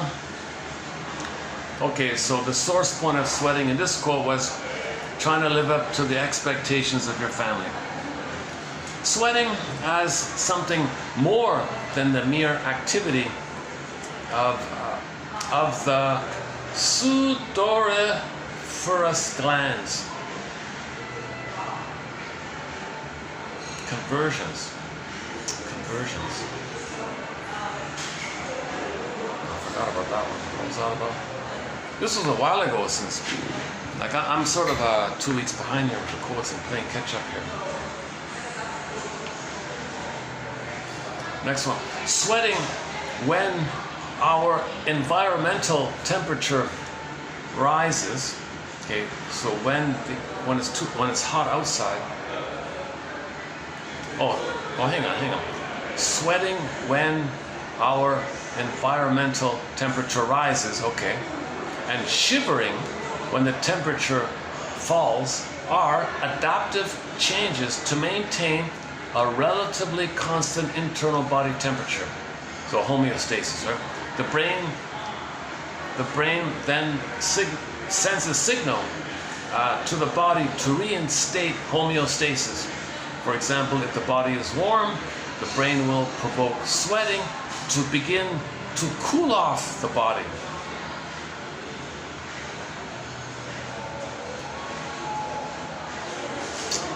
Next one. Frenzy's writing a letter to his friend. Thought often about my kidney ailment and thought about whether the sweating wasn't perhaps compensation for the insufficiency of my kidneys. So Frenzy thinks maybe there's a link between your emotional pain with your mother going to the kidneys and your sweating to compensate. So the more trauma there is, the hotter we are. Johnoff thinks if the baby's born with PTSD, his body temperature is a little like a notch up like that. And if they can heal, it drops down a bit, right? So, maybe there's global healing out there because we're trying to know we were traumatized at birth and we're too hot. So we reflect it like that. Now, at the same time, we're polluting the planet to know that our mother shamed us, as above, so below. Discussed a little bit in part one. So the outer is a reflection of the inner state, as above, so below. So for polluting the planet, shaming the planet, well, the mother shamed us or polluted us. So we do it to the planet, because the planet's us, we're the aggressor, and then flip-flop, okay? The victim is the mother, and now we're angry at the mother. Men hate whom they hurt, so the planet's us. Okay. So we shame the planet because we made the Faustian deal. We're the shamer, the planet's us. We shame the planet. At the same time, on another level, hocus pocus, auto-hypnosis, flip-flop, as we're shaming the planet, thinking the planet's us, we think the planet's Mother Earth, and we're angry at Mother, and we hate the Earth. So Mother shamed us, and we're angry, and you flip it out. So outside is a reflection of the inner state.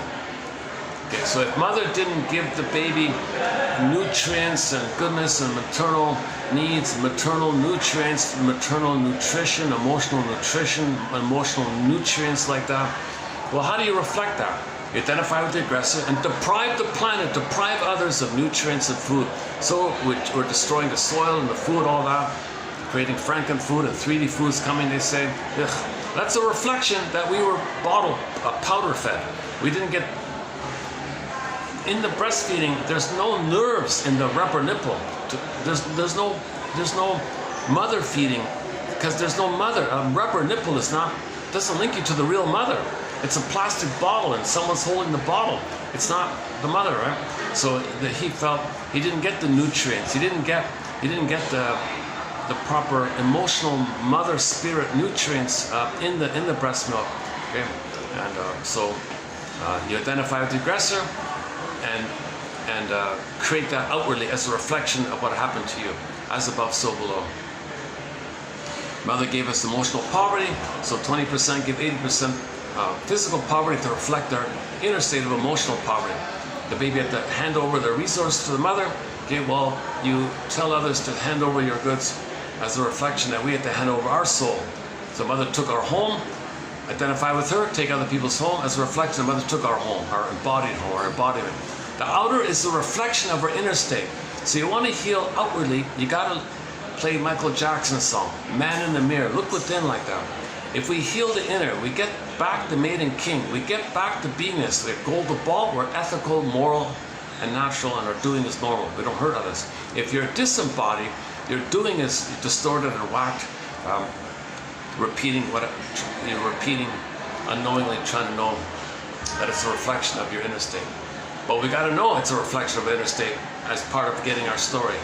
So in the 7 points mentioned earlier, that's included in there. Oh, hang on. Oh, 225. I gotta keep an eye on this thing. I've got like just a little bit of storage left. What a pity, it's not clicking into the battery chip. I've got lots of storage on the chip, but it's not clicking over. Maybe it's saying, oh, not compatible anymore. I don't get it. Suddenly when I reboot the phone, everything's whacked now. It's a disappointing thing. So for the time being, these videos are gonna have to be about 2.5 hours. That's the limit of my internal storage. And I gotta feel the back, it's not overheating. Not overheating, okay, it's okay.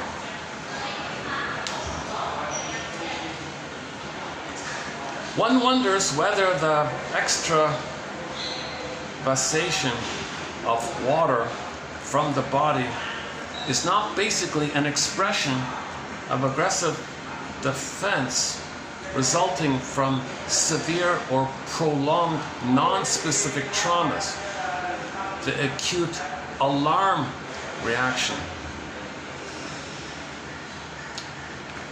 So the more traumatized, the more sweating. I guess that's what you're saying. Okay.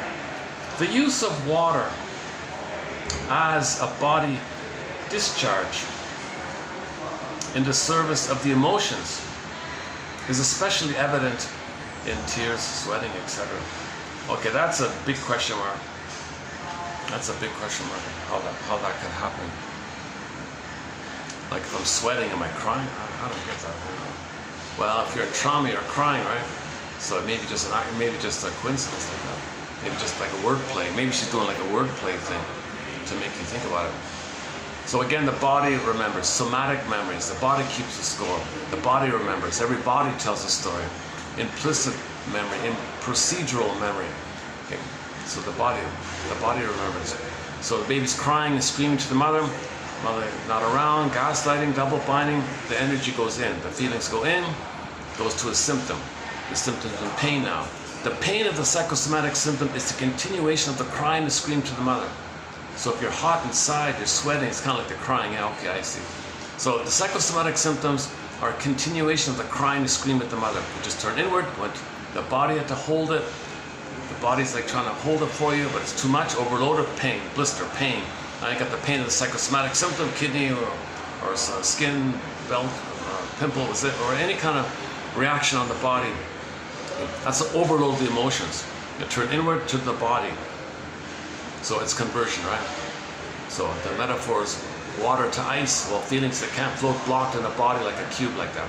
So the psychosomatic symptom is kind of holding it like that, but there's a pain like that. So psychosomatic symptoms reveal and conceal the original, the emotional conflict with the mother. So baby's crying to the mother, it's kind of two people, so it's natural, it's over, it's revealed like that. The mother says, leave me alone, stop blaming me. Oh my God, baby's terrified like this, he's afraid to. So it turns inward, the crying, the screaming, the anger, and the abandonment, depression, the rage, and the shame, it goes somewhere in some system in the body, organ, whatever. And then after a while, it'll hold it as best as it can. At some point, it's going to go kaput, pain. That pain is revealing that original cry, and it's concealing it because it's within like that. Sarno says a lot of this hypertension that people have, that's really your rage at the mother for not meeting your needs, and the musculature is tensely holding it like that. That's why people are blowing off steam all the time. Negative ab reaction. They're not feeling. Blowing off steam is not feeling. You're not feeling, that's pain. So that's the steam thing. If you feel, it's a relief. It's your relief. You're relaxing.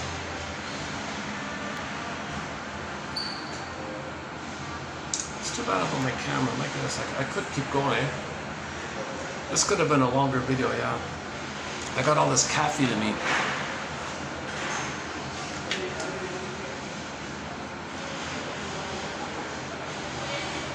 The relation between anxiety and sweating is well known.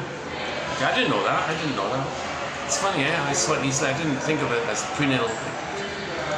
So I'm making the inference that I have some kind of early pre-verbal trauma if I sweat easily.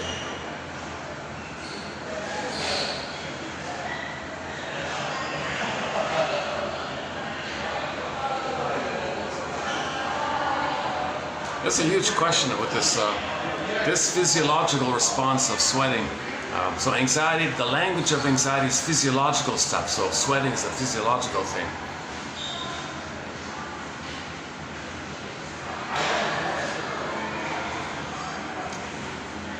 That's why, Janov says athletes and sports people and even musicians and things and people who can dance well, they don't have prenatal trauma. If they did, they'd be out of breath too easily or something. So in getting your parents a story, you can think about that. Do either the parents sweat easily? Well, that maybe they had prenatal trauma. Let's say, maybe like that. The malignant ambiguity, typical of doublethink and double talk, creates a language that pretends to produce meaning and